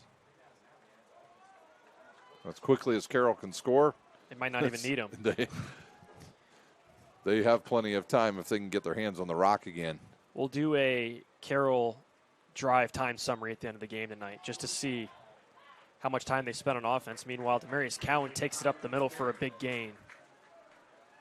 As that one's about on par with his season average of 7 yards per carry. Check that, an 8-yard pickup. 2nd and 2, 1:52 left in the first half. Offensive line has done a solid job tonight for Northrop. It's hard to play a one-dimensional game on offense, especially when that one dimension is on the ground. Carroll can put up some big-time numbers through the air, and that can make the game go pretty quick as that pass from Freeman into Jaden Smink, who has a passing touchdown tonight, Ryan. I remember the first scoring drive for Northrop. A little bit of a trick play. Oh, we got a player down. Injury. It's going to be number 6, Tucker Steely, who was trying to get off to the sideline, and he couldn't quite make it off. Now we'll get a stop. As Coach Dinan's out there, and the training staff will tend to him.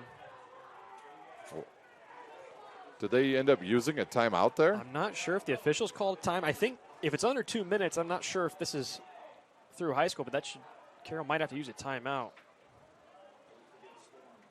And Steely went off and just threw his helmet down. I don't know if has he been dealing with an issue this season? He's been all healthy. Maybe could be a cramp situation or something like that, just a one-play thing where you're just trying to get off the field. And we will resume the clock running, 1:21. Freeman back with the ball. Takes a snap, shovels it off to Cowan, who just picks up a couple of yards. Good job of the Carroll defensive front, keeping him in front of him and not letting him break it for a big gain. And they don't like to use a timeout there, Balin. So it'll be 2nd and 7 following the Cowan run. Now under a minute to go. Carroll's going to tell Northrop, hey, try to score here. We're going to give you every opportunity to score on this drive. I think Carroll knows they're going to get that ball to start the second half. And Freeman takes the run from under center, stops the clock. It'll make it 3rd and 2 with 41 seconds left in the first half.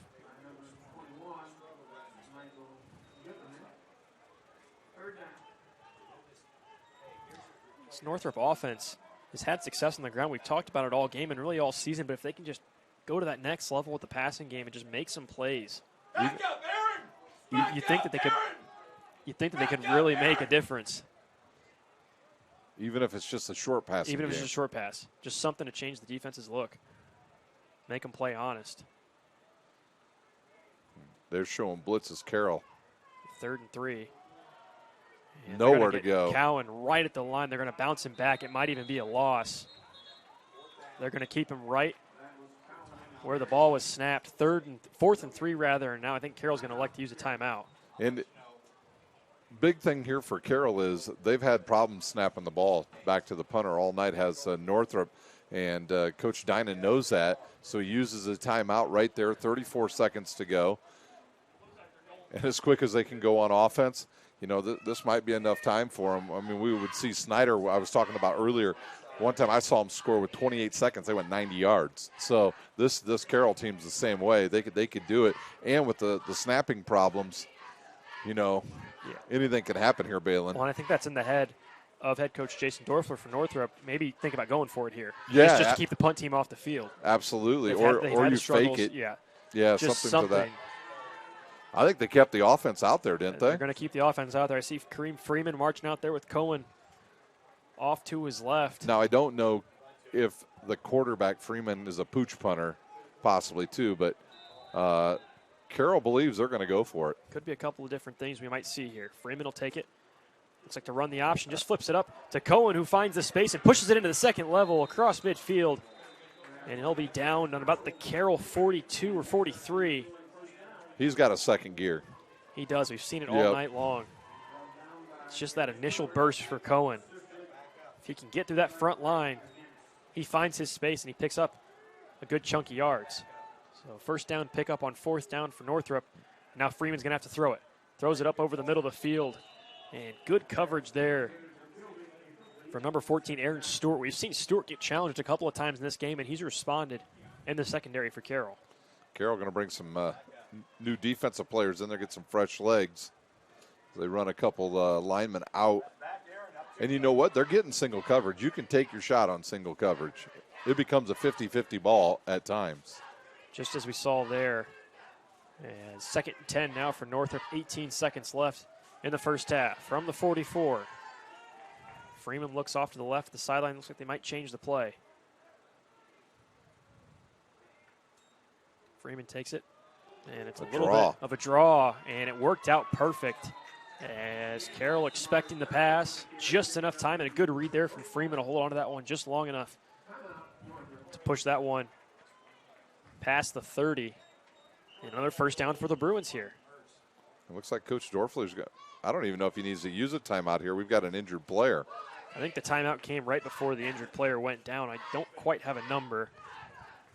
Can't tell who that is. Might be another cramp, Balin. Could be that type of situation. As he's right back up. And that's Valdez. Jorge Valdez, number 8. Just getting some attention from the medical staff. 5'11", 160-pound sophomore linebacker. Don't forget, tomorrow morning on Summit City Sports, you can catch volleyball again, a big one out in Decatur, as the Yorktown number 4 ranked team in Class 4A will travel to the number 1 team in Class 3A tomorrow to Belmont.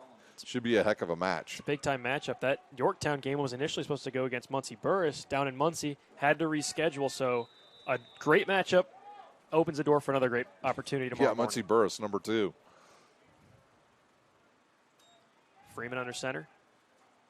We'll send it up across the left side of the field looking for a receiver, and that's going to be a flag all the way. As we just talked about the great coverage Aaron Stewart's provided, but as soon as you wrap up on that receiver, the ball wasn't quite even in catchable range yet, and that's what the official went at.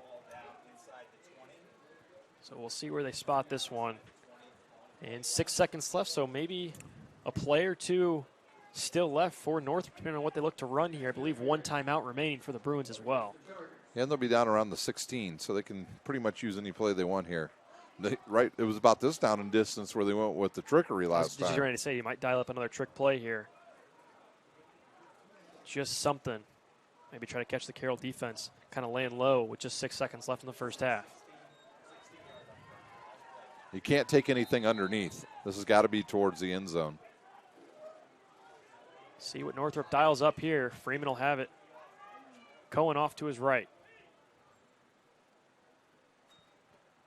Four wide receivers set out right over the middle as Freeman just couldn't get it, and that was number 21. Michael Dirkman breaking that pass up. And 1 second left, so just enough for one more play. Good coverage from Carroll over the middle, and you saw the shot taken there towards the end zone. This might just be one of those plays where Freeman throws it up and lets maybe a guy like Jaden Billingsley try to extend and get up in the end zone and make the play.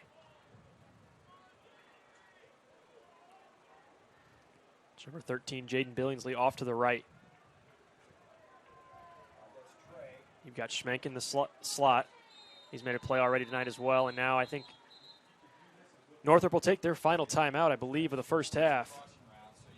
Talk things over here. This will be the last play of the half, no doubt, with just 1 second left. Carroll leading things 35-12. We'll keep it here, Ryan, as we see on our Summit City Sports Game of the Week. Leo currently with a 14-point lead over New Haven. Out at New Haven, we'll get you all the scores and more at halftime as we talk over the night so far in Fort Wayne for Indiana High School football.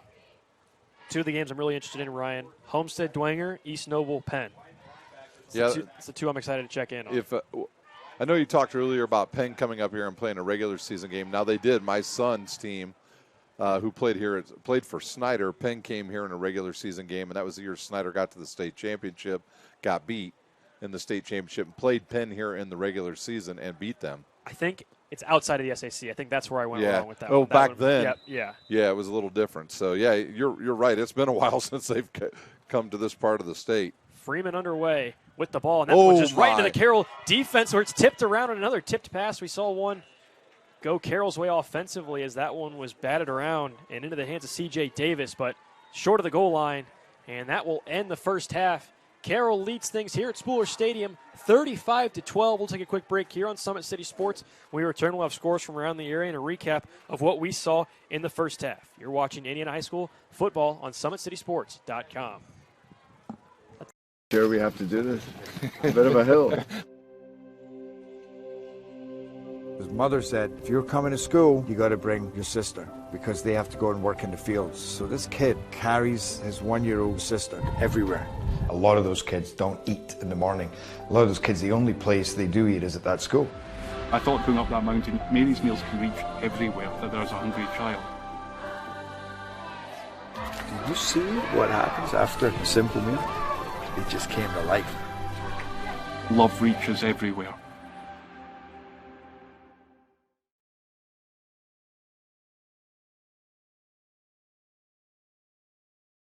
Parkview Sports Medicine's integrated sports medicine team is built to serve the needs of all athletes in all sports. Our team's only goal is to improve athletes in every facet. PSM offers performance training to help athletes get better on the field, dedicated athletic rehabilitation and physical therapy to help them get better off of it, certified athletic trainers in our PSM schools providing daily support to our athletes, and a specialized orthopedic walking clinic when injury strikes. Call 260-266-4007 to speak to our care navigators or visit ParkviewSportsMedicine.com to learn more about what we can do to improve athletes at all levels. Parkview Sports Medicine. Become more.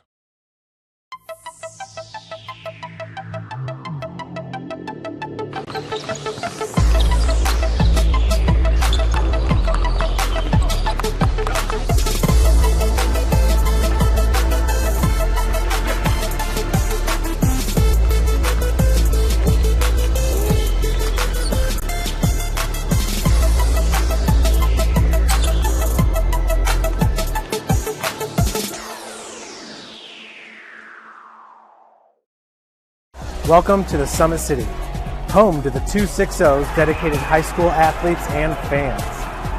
Each victory and celebration captured by our cameras. Treasure the highlights from the Summit Athletic Conference this season or complete games live or on demand. After all, nobody's more proud to call Fort Wayne home than SummitCitySports.com. Joint pain, sprains, strains, or a possible broken bone? Make the Parkview Ortho Express walk-in clinic your first stop when you have an orthopedic or sports injury. Parkview Ortho Express, located at the Sport One Parkview Fieldhouse, gives you access to quick care and orthopedic physicians when you need it most. Get x-rays, treatment, and referrals to Parkview Care, all in the convenience of a walk-in clinic. Call 260-266-4007 for more information.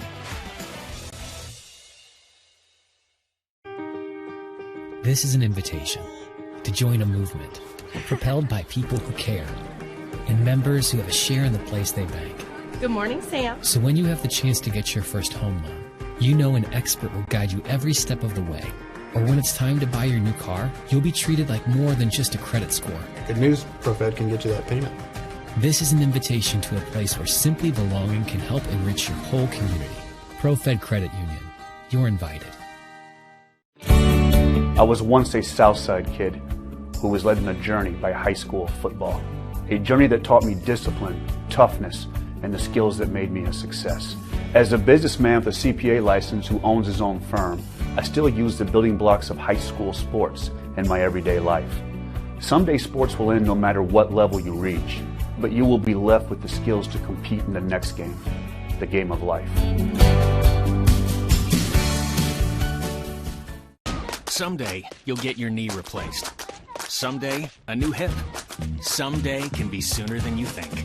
At Parkview Ortho Hospital, we want to help you get moving again. So we offer a full range of options for joint pain, including outpatient joint replacements and personalized solutions.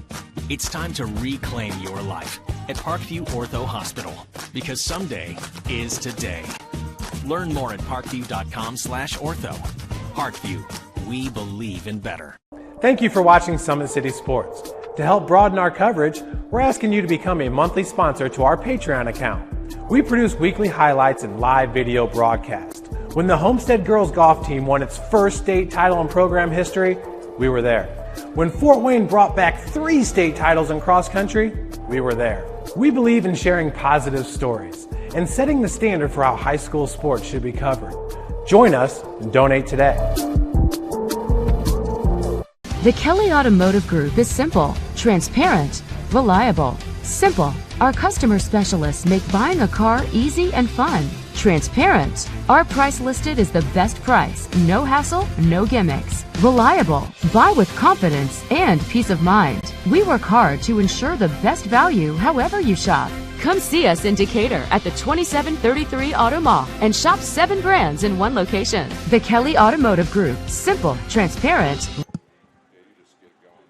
Welcome everybody back inside Spoolers Stadium here at halftime as the Carroll Chargers with a commanding 35-12 point lead over the Northrop Bruins as Balin Height here alongside Ryan Dellinger, and we're going to try to get some scores from around the area, SAC and around the SAC area as well. Ryan working hard off to the right of me, I can tell. Trying to track some scores down. They're making it difficult on us tonight, Ryan. Trying to get us some scores around the area, but we're doing our best. Absolutely. These are the scores we have for you as of right now. We are at, I'm going to switch up the graphic here and let you know we are at halftime here at this game. Scores we have first from the NE8. It was Columbia City all over Huntington North, 24-7. Leo leading New Haven, 14-0. It was Norwell and Belmont in a low-scoring game, 7-0 Norwell, and a game you talked about earlier just before halftime. They're just about to half. It's 21-10. Penn leads East Noble. They were tied for the longest time at 7. Penn just scored a couple late touchdowns. Over in the Summit Athletic Conference, Dwenger and Homestead, as of last check, no score. They're in the second quarter. Lure's getting killed tonight by Concordia. Concordia's Brandon Davis back at quarterback, and he's lighting it up. They lead 38-0. They'll have a running clock in that game. And maybe the shocker of the night so far, Snyder and Southside tied at 7 in the second quarter. We can't find a score on Northrop and, Wayne and Northside. If we get that, we will get that out to you as soon as possible. But those are your scores here this evening from around the area. What a beautiful night for football. It's a great night here in Fort Wayne as we look across us. We're looking at the visitor side here at Spooler Stadium, and just over the visitor side we kind of see the sun starting to set. We can't really see the sun, but we can see the rays from the sun peeking out behind some cloud cover. It is definitely football season here in Indiana and across the state as well. I know temperatures starting to dip down to those fall numbers. And as we talked about the scores, I just want to really recognize the NE8. It's a conference we just started covering here in Summit City Sports, but it's competitive this year as it's maybe ever been, I think, in the last couple of seasons. You mentioned those scores. A lot of teams that a lot of people thought coming into the year weren't really going to play for anything are really looking good. Huntington North down now, but we mentioned like the progress from Huntington North has been, just from an outsider perspective, obviously, I'm not trying to say I see the NEA every night or been to game this season for Huntington North, but that's a team that has steadily improved. East Noble hanging in there with one of the best in the state as far as Penn goes, one of the most well-known programs as far as Penn goes. People are saying they might be in a down year, but still, anytime a team from the Fort Wayne area can contend with Penn, that's a good sign for Fort Wayne football. Absolutely. Gary Yeoman always has his team up there at Penn ready to play. Score update for you. We did get the Northside Wayne score, 21-16 at half. It's the Legends leading the Wayne Generals. And you mentioned the NE8. You look over there at their conference standings right now. Columbia City actually up there at the top with a 3-0 record. They're putting up a ton of points, 113 on the season already. Then you've got East Noble right behind them, who's in a big game tonight. Leo has a loss, but that came to a really good Mooresville team, who, by the way, they scheduled that game in 23 hours and made it happen. So it can be done. New Haven last week with a big win over the defending state champions in Pioneer, comes from behind late, so the NE8 is good. DeKalb really hasn't had a season due to COVID yet, and they can be good at times. Norwell's a solid team. Huntington North is on the come up again, and then you look at Belmont. Belmont, another solid team down there at the bottom. So top to bottom, the NE8 has played well this year. And it's similar to the landscape of the SAC this year because there's not a true favorite quite yet in the SAC, and it's even if you pick a favorite, it's not your typical contenders, the Snyders, the Dwangers. Dwangers they're the one usual contender I'd say every year, but Carroll this year making the come up. Homestead always in there. They won. They hold the bell right now, looking to hang on to it at 2-1. But you look out through the rest of the Summit Athletic Conference, and you talk about Northside and Wayne right there with it. You give Wayne some confidence. They picked up their first win last week against this Northrop team, and Sherwood Haydock had to get maybe just kind of settle into the SAC once again as he came over from Harding and was in Woodland for a while, then back in the SAC. And don't let them get any confidence. Sherwood Haydock was always a thorn in everybody's side when he was over with Harding, and maybe he's starting that again with Wayne. So the top to bottom, even Southside competing very well tonight. They're at half with Snyder 7-7. Dwanger and Homestead 0-0 at half.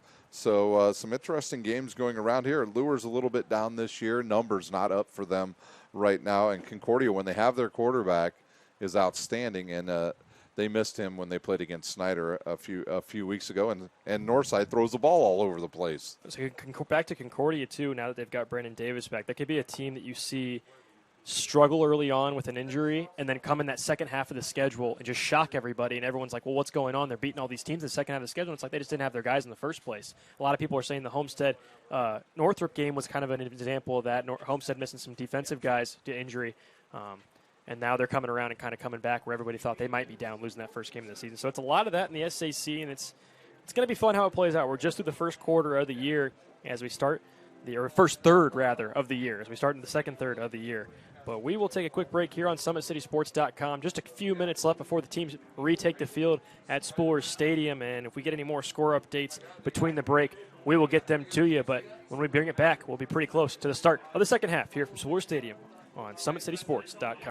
Kelly Automotive Group is simple, transparent, reliable. Simple. Our customer specialists make buying a car easy and fun. Transparent. Our price listed is the best price. No hassle, no gimmicks. Reliable. Buy with confidence and peace of mind. We work hard to ensure the best value however you shop. Come see us in Decatur at the 2733 Auto Mall and shop 7 brands in one location. The Kelly Automotive Group. Simple, transparent, reliable. I was once a Southside kid who was led on a journey by high school football. A journey that taught me discipline, toughness, and the skills that made me a success. As a businessman with a CPA license who owns his own firm, I still use the building blocks of high school sports in my everyday life. Someday sports will end no matter what level you reach, but you will be left with the skills to compete in the next game, the game of life.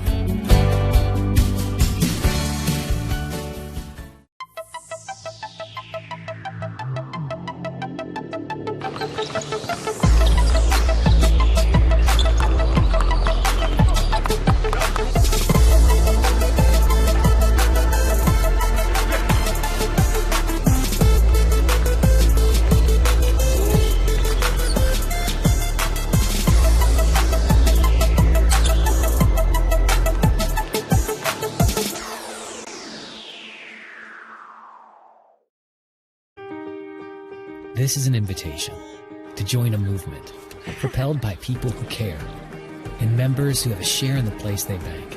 Good morning, Sam. So when you have the chance to get your first home loan, you know an expert will guide you every step of the way. Or when it's time to buy your new car, you'll be treated like more than just a credit score. Good news, ProFed can get you that payment. This is an invitation to a place where simply belonging can help enrich your whole community. ProFed Credit Union. You're invited.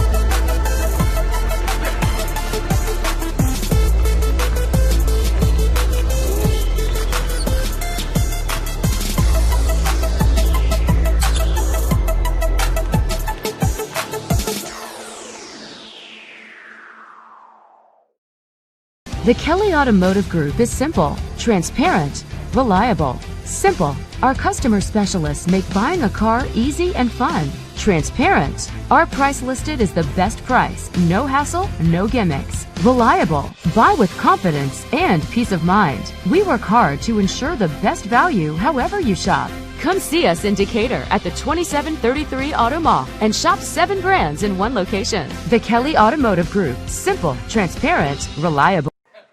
Welcome back, everybody, at halftime here. 35-12, the score. Carroll leads it over Northrop. We will take a moment here to thank our sponsor, Parkview Sports Medicine, as they continue to lead the way in the Northeast Indiana. Our specialized sports medicine team offers direct access to physical therapy and sports physicians in our Parkview Ortho Express Clinic located at the Sport One Parkview Fieldhouse. No referral needed, saving you time and money. Visit parkviewsportsmedicine.com to learn more. At Parkview Sports Medicine, it's game on. We serve every level of athlete with our integrated sports medicine team, including the region's only specialized athletic rehab facility. Learn more about our services by logging on to Parkview Sports Medicine. Parkview Sports Medicine has been the title sponsor for Summit City Sports from the very beginning, and we'd like to thank them for everything, especially the continued support in a very interesting season where we started a couple of weeks where no fans were allowed, just media and members of the team. Now we've started to open it up here across the SAC with parents allowed to go to the games. And it's a bit of a different look, but looks like we're making it work here as everyone masking up and trying to get through this season of football. Just about 14 seconds left here at the halftime break as we will throw the scoreboard back up there and get underway. In the third quarter, Carroll will receive as Northrop won the toss at the start of the game and elected to receive at the first half. And right before the half, as we'll catch things up here, Northrop just missed out on a touchdown. They elected to go for it from about 4th and 8. As they try to push one in before the half and not elect to take the field goal. Special teams has kind of been the difference so far, as Carroll had the special teams defensive touchdown and then Northrop's inability to get the ball off when they've had to change directions on the field, as they have not been able to punt the ball to Carroll very well. And that has resulted in the score, lopsided score you see now, and Carroll working quick. We brought you a couple of scores at the break from around the area. We'll try to get as many as we can to you before the end of the night. We'll do a quick wrap-up on our post-game show that will try to get the scores. And like we mentioned, a lot of big-time games taking place tonight across the Northeast Indiana area. And it's been an exciting night, really, as far as Indiana high school football goes, as Ryan Dellinger joins us back once again as we get set for the third quarter. And Ryan, both sides here, what's the game plan? Carroll probably keep the pedal on the gas, and Northrop, how do you bring it back from this deficit? I'll start with Northrop. You have to stop them on this first drive. You don't, the clock starts to run. We get to go home early. Everybody gets to go home early. Northrop they did some good things on offense. They've been able to run the ball. When they get to the second level, they've done really good things. I think they can throw the ball a little bit. They don't need to go downfield as much. For Carroll, stay healthy. The rest of the game, I think, is the big thing. They've got some big games coming up here shortly for them. And I think, don't they have one next week? Yeah, big-time game next week against Dwenger. That could be, depending on what happens in that Dwenger and Homestead game and obviously the result of tonight's game here, that could be potentially for the conference. One of those we look back on at the end of the year, and that decides who has the bell in their possession. Yeah, because I've been around the SAC a long time. I've seen a lot of big games, and I've seen teams get up really big on other teams and leave their starters in, and then one of those main guys gets injured, and then that may not wreck you for the rest of the SAC season, but where it gets you is at the regional, the semi-state, and beyond that. So for Carroll, still healthy the rest of the game, keep spreading the wealth around on offense, keep Becker upright, have him hand the ball off, not too many runs for him because he gets hurt. That's a big issue for Carroll the rest of the year. But Carroll, man, they're going to get the ball and they're going to go. Well, we look back at the Carroll schedule as they started the season at Lures. That was a 48-14 victory, and then versus Snyder, 42-12 victory. And I know you talked about getting those guys out of the game at the right time. They did that in both those games. I mean, we're talking about video game numbers here from Jeffrey Becker, and you could really argue that he's only played two full games of real football. I mean, this season, they've only played 3 games up to this point, but, I mean, he was pretty much out of the game at or around the third quarter in the Lures and Snyder game. Yeah, and Weston Painter is the player that comes to mind for the Snyder Panthers. A good defensive player, got taken out early. Maybe Northrop tries an onside kick, but with this ginormous kicker they have, I doubt it. So it will be Northrop kicking off. And talk about the big kicker. It's Redicindo. I can't get that one off the tongue, and he boots it away pretty nicely off to Cade Dinan there. Ooh, nice tackle. Team, and that's a big-time tackle there by number 25 on the coverage. And try to get a number. 25. 25, or try to get a name, rather, as that was Jermaine Parker, the 5'10", 165-pound junior, bringing down Dinan there on the return. Did he call that a face mask on Carroll? And then we had a flag. I don't know if he pointed the wrong direction. Not sure. I heard some groans from this side of the field, the Northrop fan side. I'm not sure what happened, though. He did say face mask Carroll, but they haven't moved the ball yet. And we'll see we're if getting a rule. On Carroll, yeah, so on the return team. So that'll push Carroll even further back. They were starting, looked like maybe at the 26.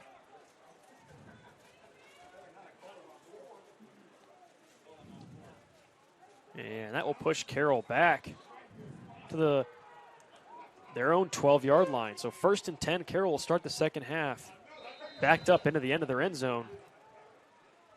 And we'll see how fast they work on this offensive possession. They start things off with a handoff right up the middle. And that one went for a big gain, and it's still going. Brought down over the middle of the field. As that's number 22, Luke Carmody, on the carry for Carroll. That's the backup running back. Remember, Aiden Lazoff left in the second quarter. He kind of walked off the field after getting tripped up on a reception, and they're going to go right back to the big back Carmody. And he goes out to the right side, cuts it up, and gets brought down just about on the 43-yard line, maybe another 5-yard gain. Check that 4-yard gain. 2nd and 6, the 44. Becker back to pass. Throws it off to Coverstone, who cuts it up the field. Gets near midfield, but it'll be stopped at about the 49. So Carroll converts. And they're working quick. That was a bit of a different look there out of the backfield. Yeah. As Luke Carmody, the backup running back, the 5'9", 155-pound junior. He's got 14 carries in the season, now make it 16. Showing a burst of speed in his first carry of the night. Becker back to pass again. Throws it off to the right side. That's Englert wide open, and the coverage there for Northrop pretty soft, just allowing Englert to get up in front of him, just trying to keep him in front, I guess, try to get rid of the big play. Yeah, that's the zone defense they've been running, the bend but don't break type defense, and they're giving up some chunk yardage again. So Englert converts. And Becker working now in Northrop territory. He'll hand it off to Carmody again, who gets tackled up after about a 6-yard gain. Maybe this is where the Carroll run game starts to turn the corner. We mentioned coming into the game just 71 yards per game on the ground. They haven't had to run a whole lot. But now this is a bit of a different look coming out of the backfield. As Lazoff's more that flash, and Carmody's got a little bit of a bigger build to him. Maybe a little bit more of a power look. Now Becker scrambling. Evades a tackle, now cuts it up to the right side of the field, and I think he might have just snuck in there for the first down as he runs it out of bounds. Smart play by Becker there, but getting out of bounds and avoiding a tackle. I don't know if that's a first down. I'm looking at that far official, and he's right at the marker, and we'll see if they're going to measure. It was close. That marker's showing third and about an inch right now out on that far sideline. And they're going to keep it 3rd and 1. So Carroll's going to have to convert with 10:24 left in the third quarter in their first possession of the second half. Carroll coming in with that big, heavy set T formation, and Becker's just going to sneak it right across. Look out. He's going to pick up a couple of yards. As that was a big-time gap that front line for Carroll created. Allowed Becker to push forward and pick up the first. They didn't need much, but they got a lot more than they needed. As that's going to be a couple of yard gain. You got to be in shape to be on this offense for Carroll. They run quick. They don't take a whole lot of time making their mind up on the play call. Becker will pass, throw it off to Coverstone again, and he cuts it up the field, finds some space, and picks up another first down. So now this Carroll offense is really rolling. Yeah, that you watch on that play, the wide receiver on the far outside there, he ran straight up the field, and as soon as the slot back saw where he went and they saw the safety slide over there, he just had wide open area over there on that right side to catch that pass. And another handoff here to Carmody, finds some space before he's wrapped up. And I believe that was number 15 on the tackle there. Marion Collins for Northrop getting in there and making the tackle. So now 2nd and 5 from the 9 for Carroll. Touchdown here makes things difficult for the Bruins. Could put this one away. 4 receivers lined up, Carmody in the backfield. Becker will take the pass and throw it all the way over to Englert in the far corner as Englert came from across the other side of the field. Englert with one of the better catches of the year late in the second half. The 2:17 mark, he caught a tipped ball, double teamed, still had enough for the touchdown. Englert able to come up with that one, and like Ryan mentioned, one of the catches of the year, as it just kind of ended up in Englert's lap. If you look at the replay, I wasn't really sure where the ball was at. You can find that and all the other highlights from tonight's games on Summit City Sports Twitter, Facebook. You name it, we'll have it up if you want to go back and check that one out. Becker takes the snap.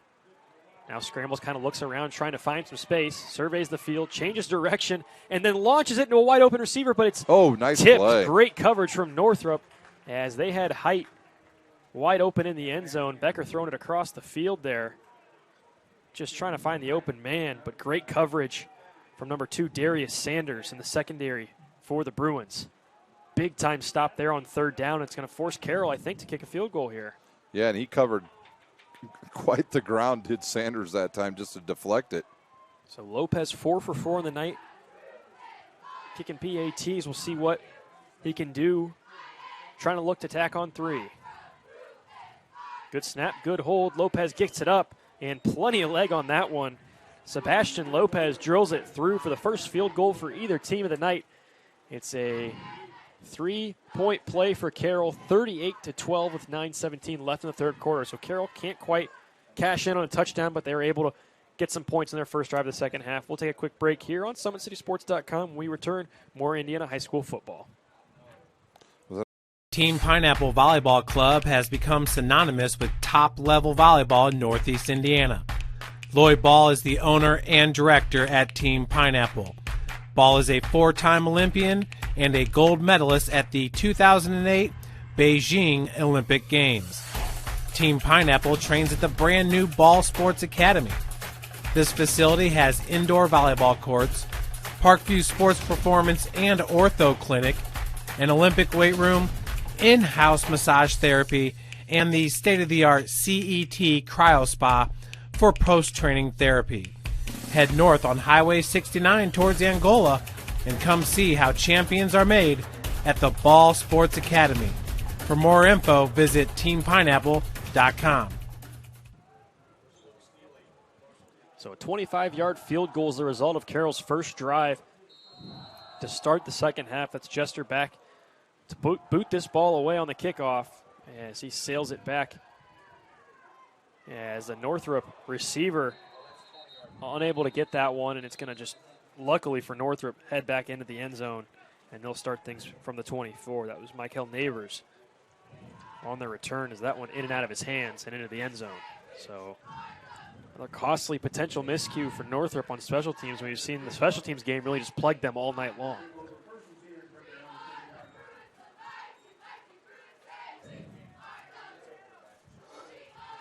See if they're, Freeman's going to stand at quarterback. Didn't know if they'd bring the youngster in.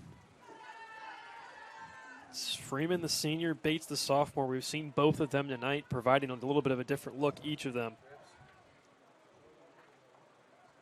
As Bates has about 20 pounds on him, but Bates at 5'11", Freeman at 6 foot, so that's the build of each quarterback. Freeman's got it. He's going to look to run. Bit of a hole there before he is swallowed up. That was a big-time tackle there from Dylan Bennett as he flew into that gap and held Freeman to about just a yard gain. 2nd and 9 from the 20 for Northrop.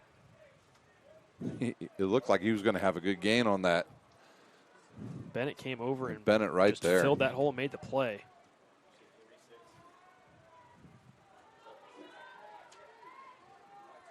Carroll's been mixing and matching a bunch of guys in their secondary as they've had some injuries. Saw Steely go down earlier.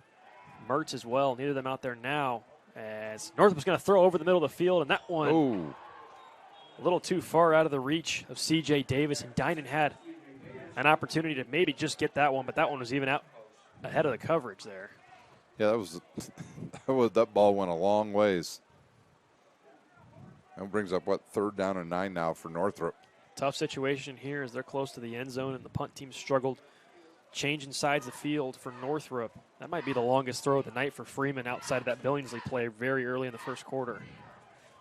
They haven't thrown the ball too terribly far. That's Bates back there now at center. Here comes that blitz from Carroll. Bates throws it off to the left side, and it's caught.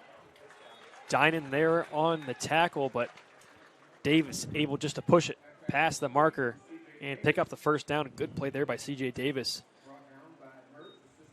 See where he was at on the field and make that extra push. Pick up the first down. That keeps the clock rolling.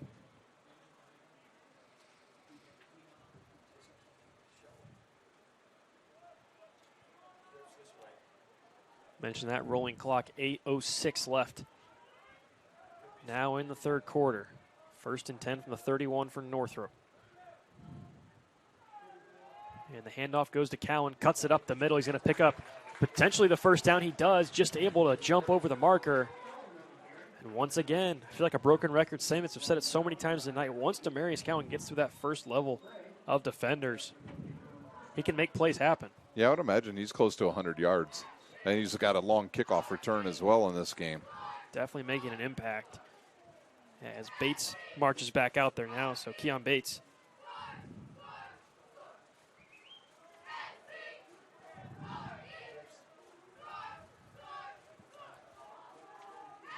Bates takes things under center.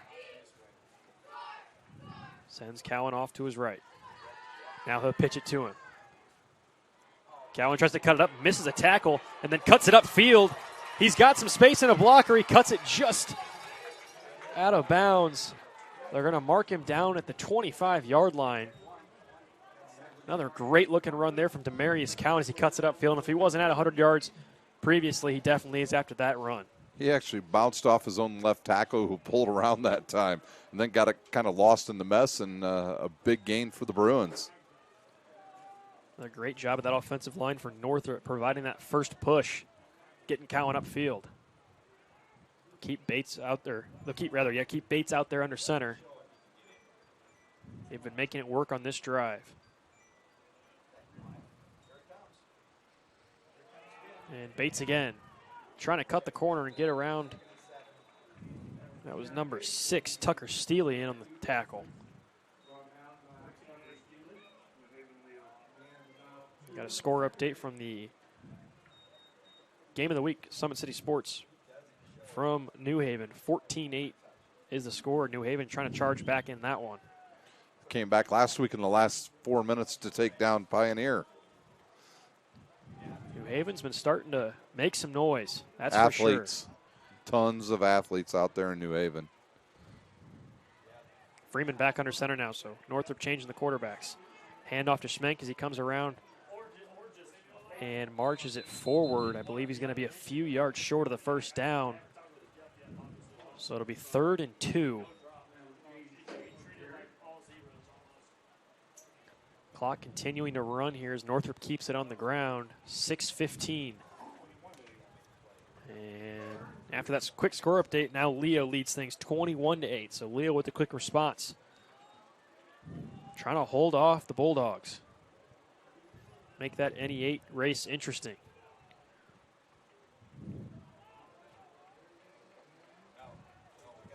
Some confusion here on the Northrop offense.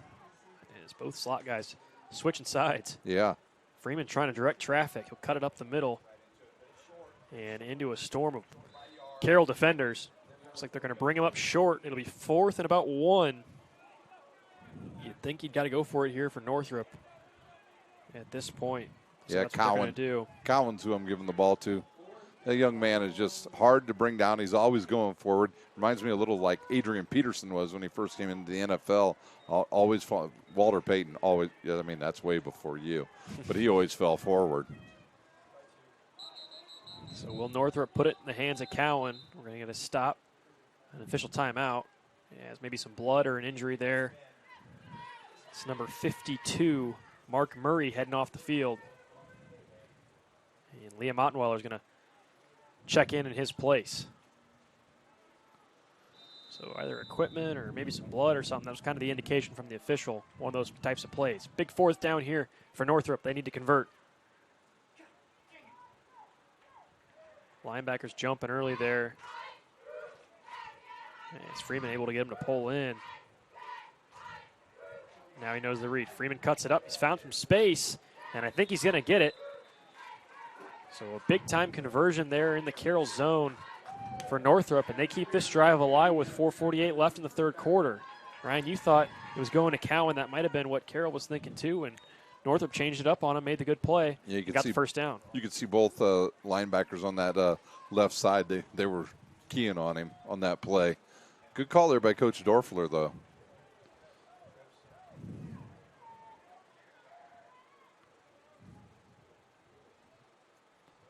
First and 10 from the 12. Handoff goes to Cowan. He'll charge up the middle, and once again, always moving forward. So we're starting to get some extracurriculars after the whistle there. This quarter is going by quickly.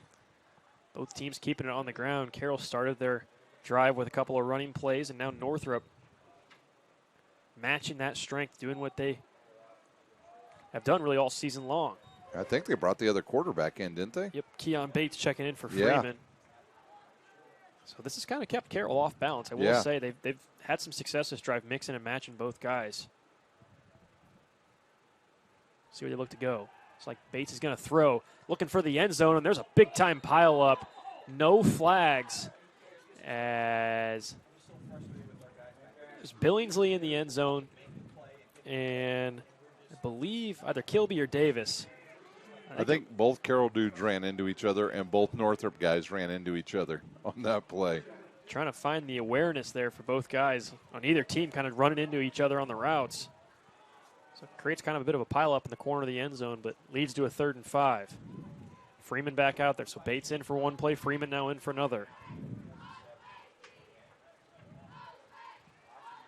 We look for another lob into the end zone. Northrop can pick up the first down here if they don't score. And it's a big-time stop there as Freeman was coming over the middle and had some space. I think that was McGinnis on that stop. I believe, yeah, Craig McGinnis coming in. Holden Freeman keeping Northrop from converting. So 4th and 4. Once again, Northrop can convert and not score a touchdown as they're coming from the 6. So not goal to go yet.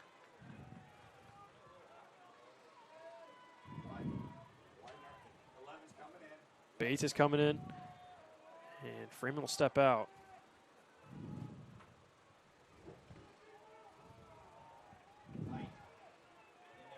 I don't know if this is the game plan for Northrop or just a situation of maybe seeing what each guy's got. Northrop needs 4 yards to keep the drive going with 2:46 in the third quarter. They'll throw it off to Cowan in the backfield, and Cowan's going to get maybe just enough to convert. The defense says no, he did not get it. It's going to be close. And he might actually have been about a yard short. Say about a yard or two short. It's kind of a tough angle from where we're looking from the press box here as we get closer. Generally, it's easier to pick up a spot on the farther end of the field. This is on the closer side of the field to us. And good job by the Carroll defense, making a big-time stop. 2:37 left in the game, or third quarter, rather.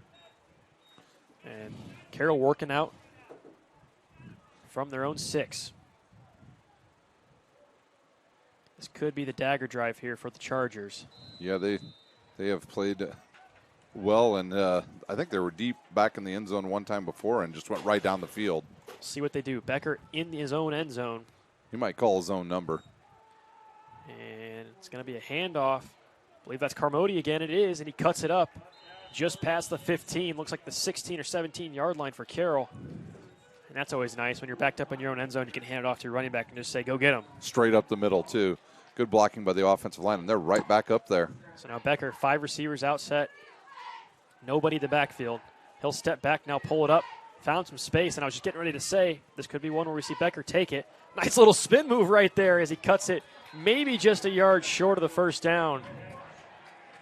Becker kind of faked out the defender, kind of lulled him to sleep, kind of slowed down, and then just dropped it right on him. Did they call I was looking to see if they called a flag over there, but I don't believe they did. I didn't see one on the live look. Yeah. And they did throw a flag. So personal foul on the Bruins. So it's going to tack on the run from Becker and make it a first down conversion now. That's something you just can't do when you're down in a game like this, especially with the deficit you face. You cannot help the other team out. So now Carroll coming from their own 41. Can take all the time they want, but it's not generally how this offense operates.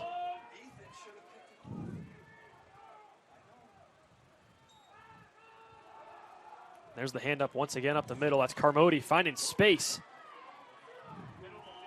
And he's going to reverse position on the field. And it's going to be now in the Northrop 40. So Carroll 41 to the Northrop 40.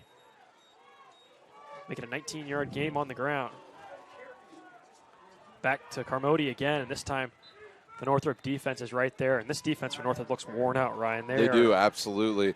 I mean, they're snapping the ball after the play's over within maybe about 10 seconds off the play clock, and here even shorter than that. And you game plan to stop the pass when you play Carroll. At least coming into it this point in the season, they're able to run the ball on you like that. Makes it difficult. Engler over the middle. And I think he dropped it. I think, they're going to rule incomplete in the field as it looks like he never quite had possession of it.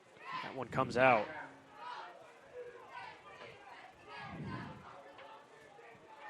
So 3rd and 7 from the 38.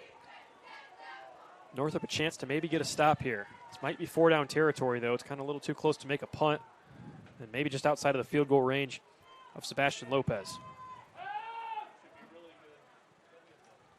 They give him a lot of room to the slot receivers here. Becker drops back and throws it off to the right. Engler toe taps the sideline, keeps it in bounds, and is finally brought down as C.J. Davis makes the tackle on Mason Englert. But Carroll able to convert.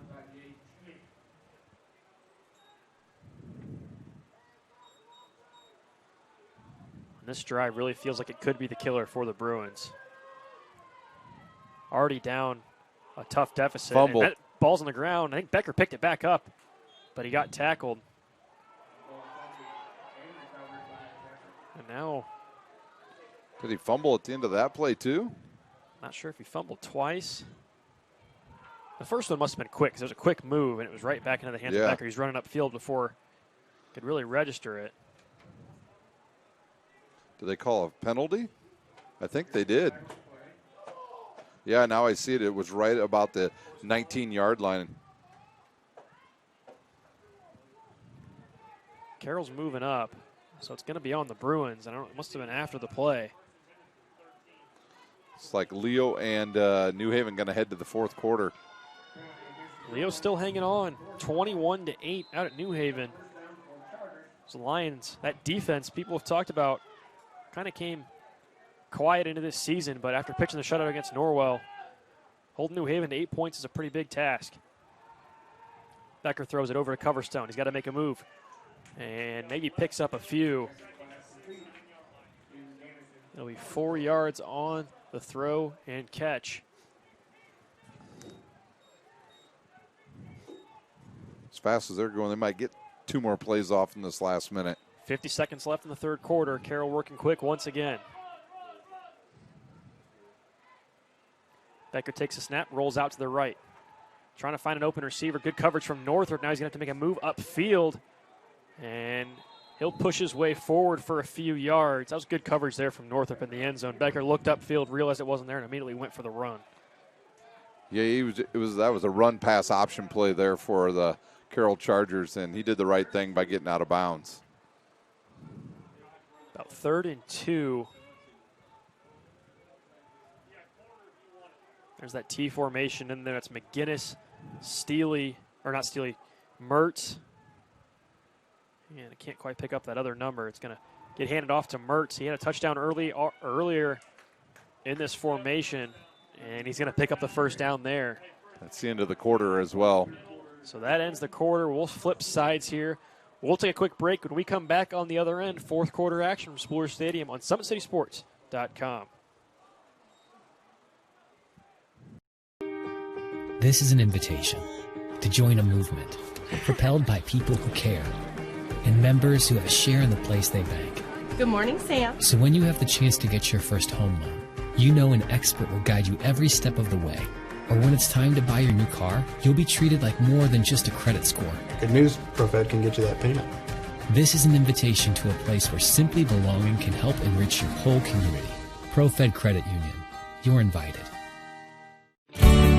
I was once a Southside kid who was led on a journey by high school football. A journey that taught me discipline, toughness, and the skills that made me a success.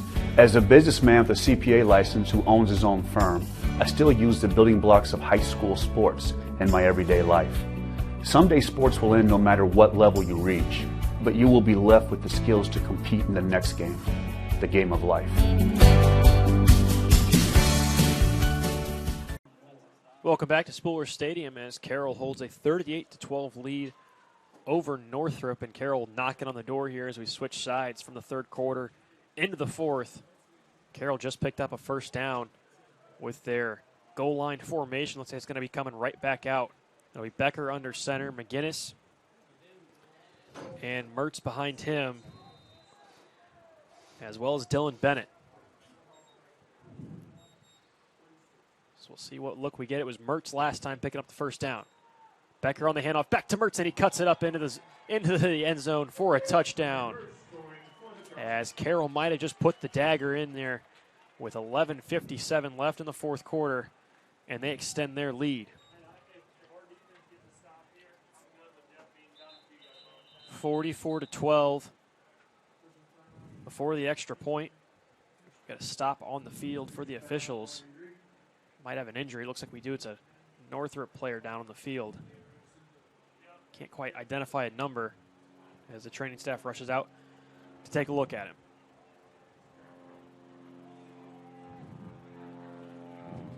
Looks like we might actually have an injury over in the Leo game, too. Both of them right at the same time.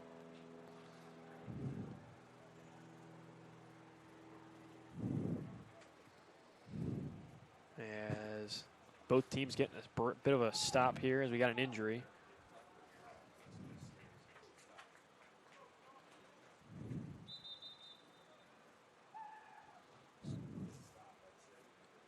How quick was that drive there, Ryan, for the Chargers? Didn't get that one. Lightning fast. Lightning fast.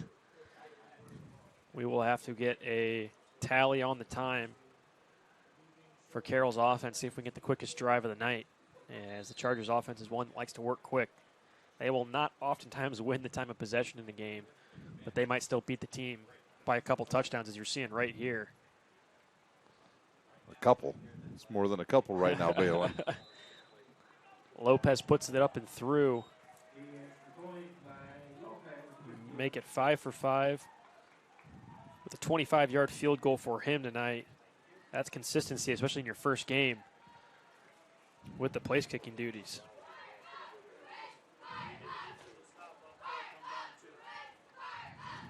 So now we might see a situation here.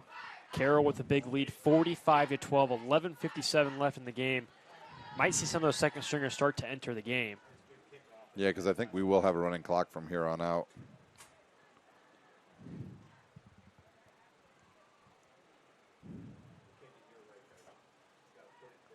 Carroll kick it off. Once again, Northrop looking for something maybe they can kind of take into next week's game as we preview the matchup for Northrop. They'll be traveling to Concordia next Friday to play the Cadets, and that's not a they've team, figured out their offense tonight. I was going to say, that's not a team you want to be playing right now, especially coming off a loss. As Concordia doing pretty well there out at Zollner Stadium tonight. Offensively, that is. Kick is off. And Darius Sanders returns it just past the 20-yard line, maybe short of the 25. Kicker's done a really well on the kickoffs to make sure that Northrop only can use half the field. That might be the key to tonight's game for Carroll, especially early on, as we saw some special team struggles from Northrop, and meanwhile, Carroll's been pretty sturdy on special teams. Absolutely. Not a whole lot of mistakes or any self-inflicted wounds. So we've seen some short field position for Carroll, resulting of some sputters on special teams for Northrop. And then the touchdown in the back of the end zone as the snap went over the kicker's head, or the punter's head, rather. Carroll able to get on top of it to score. That was early on in the second quarter. So Bates back out there. Schmeck comes back out for the sweep and trying to cut that corner. The Carroll defense able to bring him down. I think that was Ethan Klinger there. We've got a score update for you from Dwenger. Homestead and Dwenger tied at 7 with 10:47 to play in the fourth. That sounds like a Dwenger game to me. Absolutely. Definitely a game that can play into the Saints' style of play, I guess. They seem to like those low-scoring games. I'm really excited for next week's matchup because I would assume it's going to be the Summit City Sports game of the week. You're about to have, well, I should hold myself there because it's 7-7 here. This game a little bit more foreseeable. But depending on the outcome in that Dwenger and Homestead game, we could see a big-time matchup as that was an incomplete pass. As Kilby never really had. Well, if you went to the Concordia game, you're already at the Acme Bar. They're done. 38-0 win tonight over Lures. So a big-time win there from Concordia. They found their groove offensively and defensively, shutting Lures out there. So 3rd and 9 off the incompletion. Now some frustration on the Northrop sideline.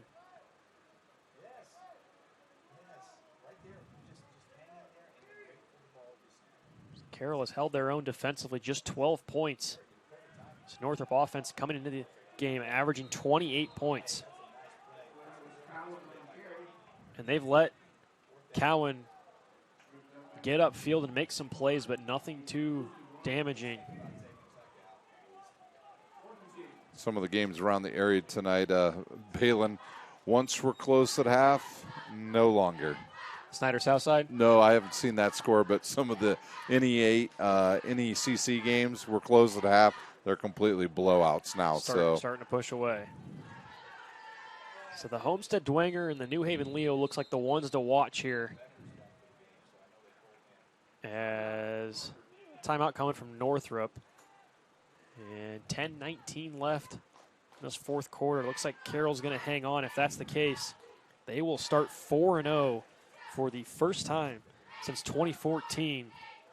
That year, if you remember, Ryan, A little way back. That was my freshman year. They were good. That was It a had been while Aiden ago. Smith. Aiden Smith. Yeah, Yes. Aiden Smith. They went undefeated all the way up until postseason play, won the sectional, ended up getting beat by Carroll in the regional round. But that was a really impressive team. Aiden Smith, who now plays at Northwestern, so notable name at quarterback there for the Chargers. But tell you what, the way Jeff Becker's playing, we might see a similar outcome for him, at least in the collegiate level. Yeah, absolutely. Because only a junior and hasn't had to make a whole lot of plays tonight. No. Hasn't ever been relied on as much as maybe as he was in that Northside game, but still impressive nonetheless. Made the throws when he needed to. Ooh, they almost blocked that. Another near block. And a good punt. And a good punt. Really the first one of the night for Northrop. As Ethan Mudreck doing the punting duties for Northrop gets that one away. So we'll see if the Chargers bring out the first team. We're going to have a new quarterback here. Looks like we're going to have a new quarterback for Carroll. So Jeff Becker's night is done.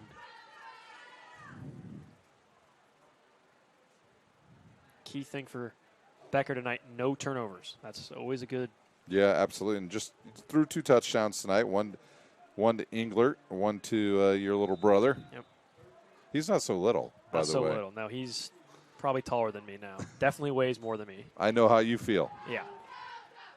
As that's Logan Swain into the game now as he hands it off to Luke Carmody, who stayed in the game after the Aiden Lazoff injury. So Lazoff's the starter at running back for Carroll, but because of an injury, Carmody's come in and done a pretty good job handling the running back duties. So Swain, Yeah, I think we're going to go with the winding clock now. Clock's going to keep running. Carroll with the big lead, and I imagine Carroll's just going to keep it on the ground anyway here.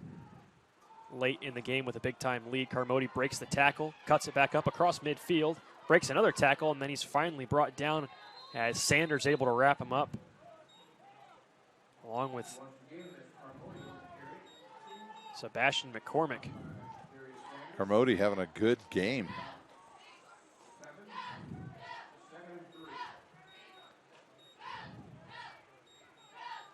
So Swain coming into this one, like I mentioned, Carroll with some big-time leads in other games this season already. So the second teamers have seen some action as Carmody cuts it up to the 45 in Northrop.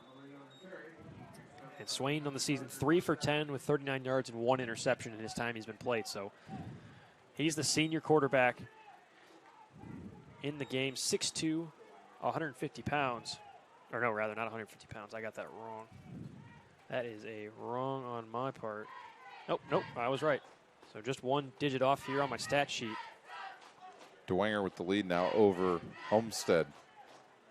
Late. Exact score? The actual, I don't know the score, but I just heard that they had taken the lead. So DeWanger with the lead. We're not sure 14 what to 7 with 4:49 to play. So a touchdown. Thank you to the Carroll staff for updating us here. I'm not sure about that mask he's wearing, but that's okay. Not a Boilermaker fan? Not really. No. So Dwenger, a touchdown lead over Homestead with about 4 minutes left to play. We'll see if Homestead can respond and push that game on a little further. If that score stands true, it sets up a big one next week. It'll be a massive one in the Is whole that at scheme. Dwenger or That's at gonna Carroll? Be at Carroll. So that sets up, I would imagine, the game of the year up to this point. And I saw the forecast for next week, just like tonight. Just like tonight. So Yep. good weather, fair weather, I guess I should say. Not Yep. crazy hot, not crazy cold. And no rain. That's the important one. Carmody cuts back up the middle. He's got plenty of room, and if he can shake off Sanders, Sanders makes a touchdown-saving tackle. He's made a couple of big tackles tonight. And Carmody's going to get stopped short about 2 yards out. It'll be first and goal for Carroll. So we'll see if they look to power this in. 8:22 left in the game.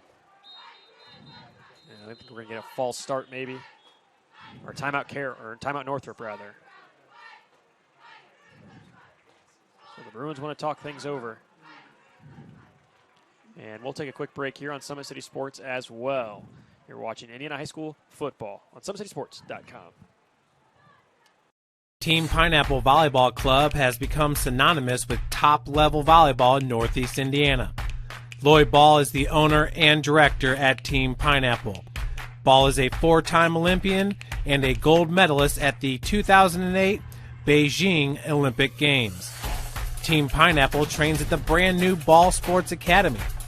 This facility has indoor volleyball courts, Parkview Sports Performance and Ortho Clinic, an Olympic weight room, in-house massage therapy, and the state-of-the-art CET Cryo Spa for post-training therapy. Head north on Highway 69 towards Angola and come see how champions are made at the Ball Sports Academy. For more info, visit teampineapple.com. Carroll knocking on the door here out of the break. 8:19 left in the game. Second teamers in for the Chargers. Handoff to Carmody. He's stopped just short of the goal line. As Carroll will have a second goal opportunity. Might have been even a tackle for a loss. So they're going to keep it right at the line of scrimmage. Late score update from out at South Side. Snyder with a late touchdown. They lead 14-7. And there's just a minute to play in that game. So Snyder looking to just edge out the Archers as Carroll puts it in. Luke Carmody tacks on some more damage for the Chargers. That's Carmody's first touchdown of the season. And he has looked great coming into that backup role early in the game. And now it'll be Lopez once again looking to make it 6 for 6.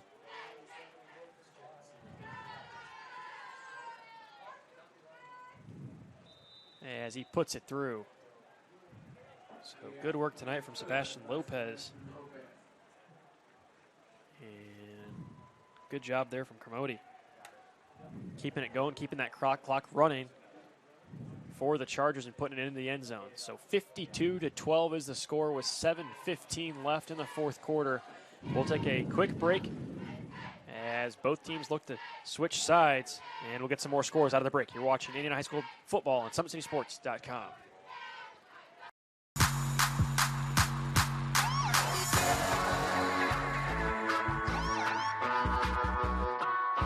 I choose to do whole body cryotherapy after practices, games, and training.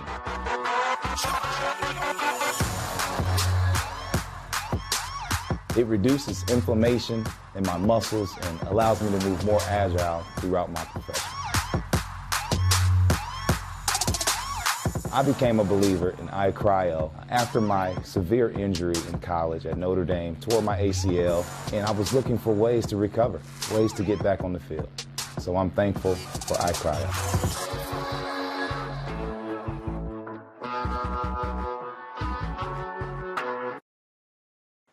Back at Spooler Stadium in the fourth quarter, Balin Height alongside Ryan Dellinger, and Carroll with the big time lead. Just punched it in for from a couple yards out. And now on the return, Sanders gets wrapped up by the legs just in front of the 20-yard line.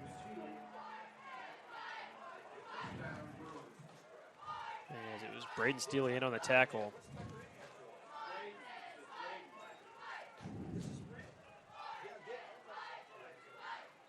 As Carroll still with some first-team guys out there on defense. As this first-team offense got pulled off. Not too many, but a couple of guys still sprinkled in there.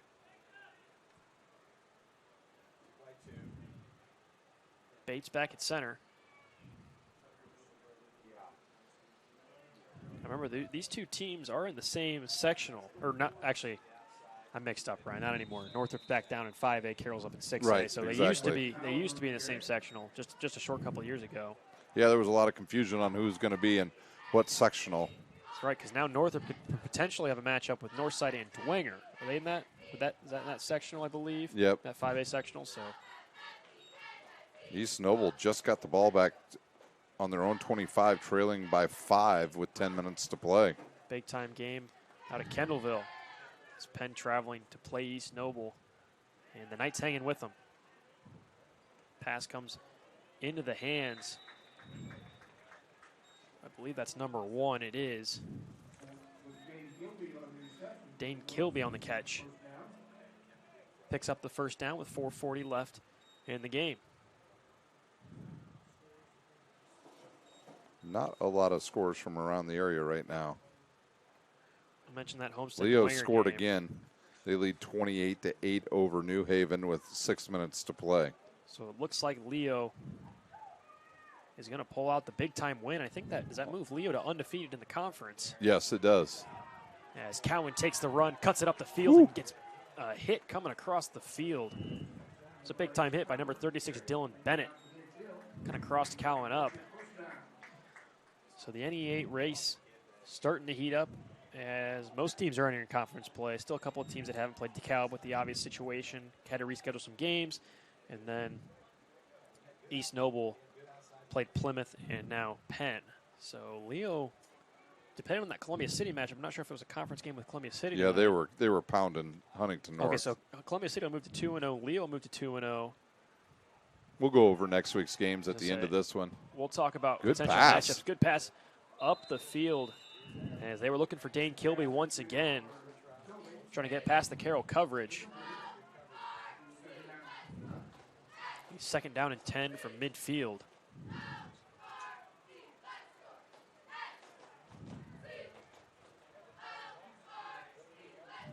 Angola in their first game back after having to reschedule some things. They pick up the win 41-0 over West Noble rather.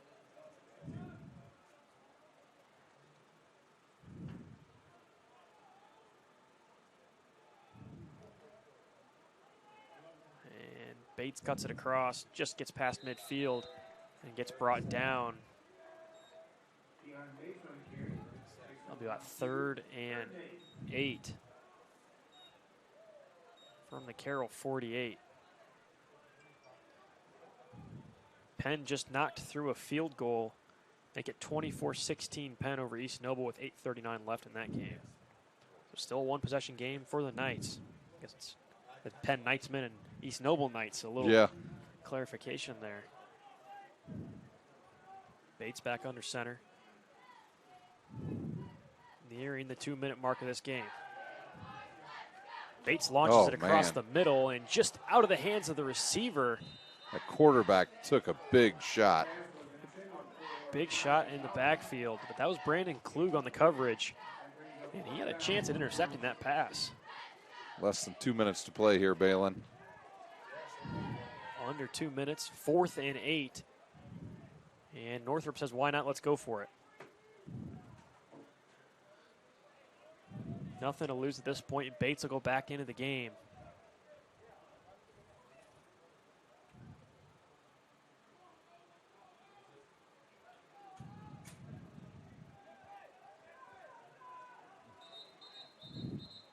Gonna get a timeout here. Reset the play clock. Clock continues to run as it is a running clock. At this point in the game, a newer rule added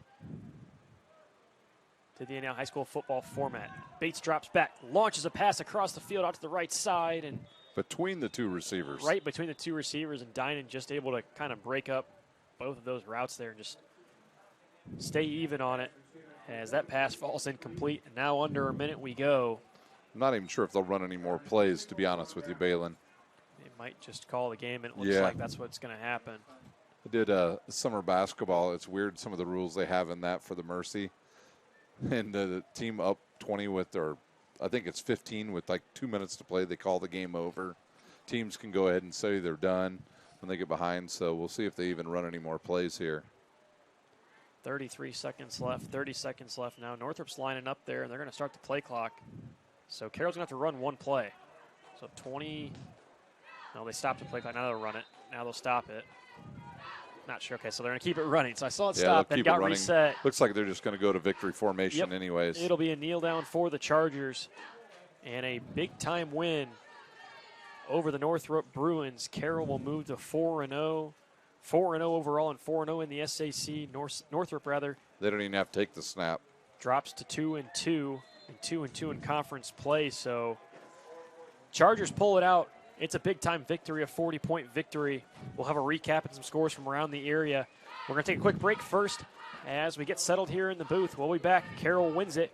You're watching Indiana High School football on Summit City Sports. Kelly Automotive Group is simple, transparent, reliable. Simple. Our customer specialists make buying a car easy and fun. Transparent. Our price listed is the best price. No hassle, no gimmicks. Reliable. Buy with confidence and peace of mind. We work hard to ensure the best value however you shop. Come see us in Decatur at the 2733 Auto Mall and shop 7 brands in one location. The Kelly Automotive Group. Simple, transparent, reliable. I was once a Southside kid who was led on a journey by high school football. A journey that taught me discipline, toughness, and the skills that made me a success. As a businessman with a CPA license who owns his own firm, I still use the building blocks of high school sports in my everyday life. Someday sports will end no matter what level you reach, but you will be left with the skills to compete in the next game, the game of life.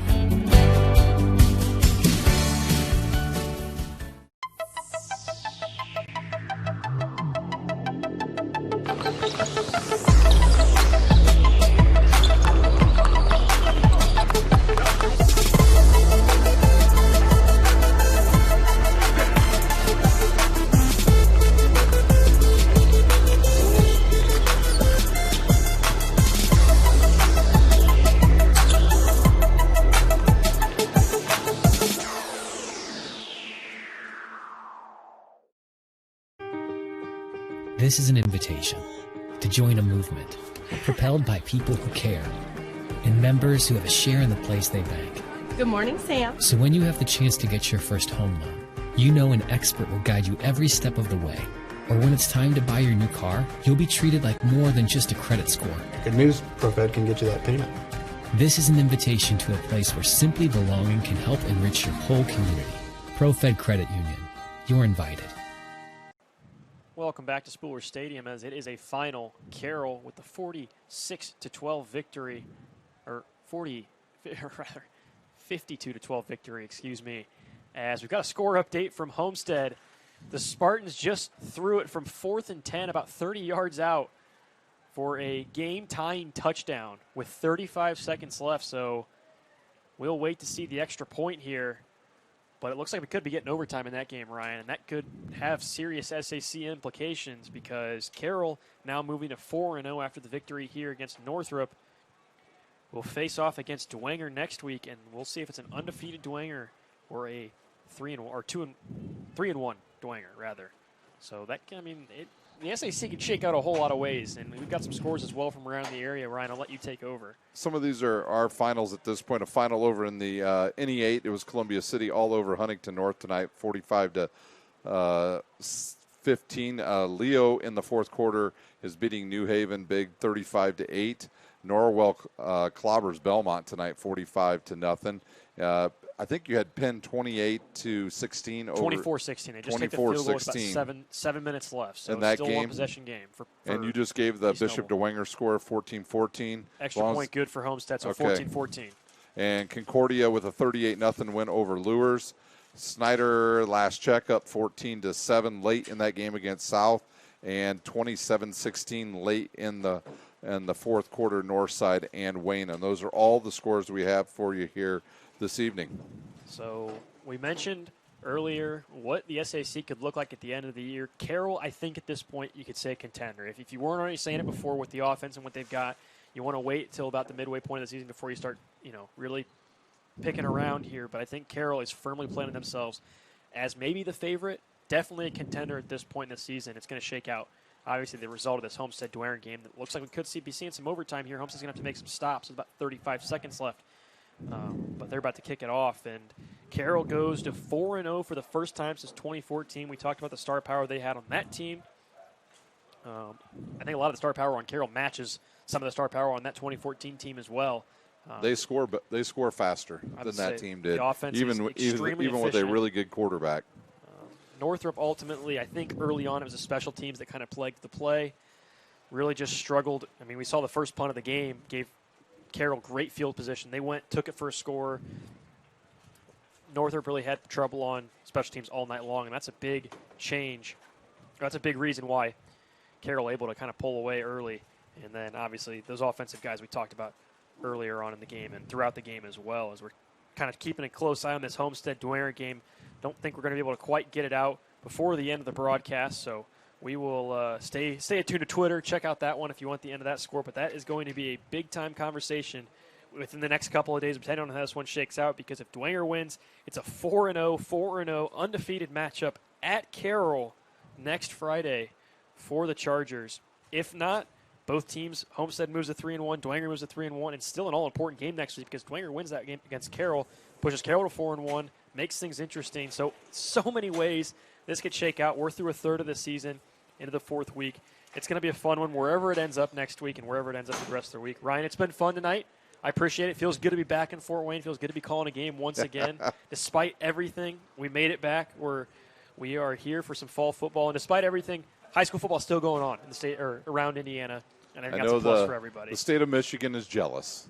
Yeah, absolutely. Well, I think they just said I think they're going to be playing football now. Yep, my nephews are ready to go up there. So football's starting to come back around. College football on deck tomorrow. And then we got NFL Sunday. It's starting to feel good again. It's starting to feel like we're coming back just a little bit. Yesterday, the first time ever that all of the major sports played on the same day. There it is. Is that amazing? Thanks 2020. It's shaking out all kinds of ways in this crazy year it is. We hope wherever you're at, wherever you're listening tonight, wherever you're watching, you're staying safe.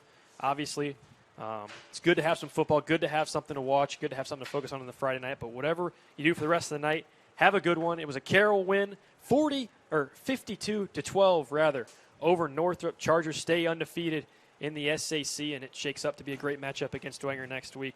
For Ryan Dellinger, I'm Balin Height. Have a great night, everyone. Sure, we have to do this. A bit of a hill.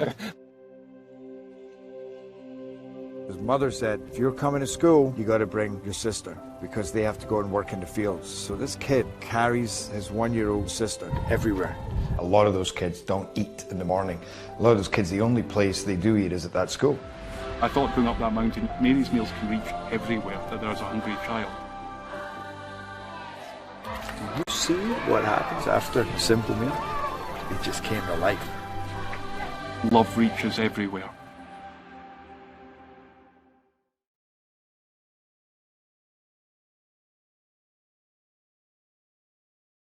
Parkview Sports Medicine's integrated sports medicine team is built to serve the needs of all athletes in all sports. Our team's only goal is to improve athletes in every facet. PSM offers performance training to help athletes get better on the field, dedicated athletic rehabilitation and physical therapy to help them get better off of it, certified athletic trainers in our PSM schools providing daily support to our athletes, and a specialized orthopedic walk-in clinic when injury strikes. Call 260-266-4007 to speak to our care navigators or visit ParkviewSportsMedicine.com to learn more about what we can do to improve athletes at all levels. Parkview Sports Medicine. Become more.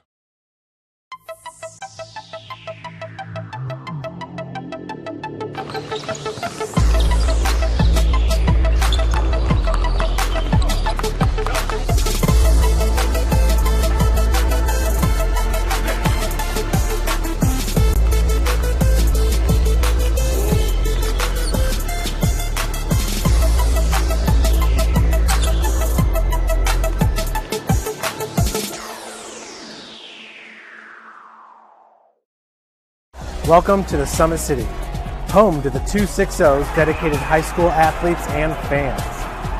Each victory and celebration captured by our cameras. Treasure the highlights from the Summit Athletic Conference this season or complete games live or on demand. After all, nobody's more proud to call Fort Wayne home than SummitCitySports.com.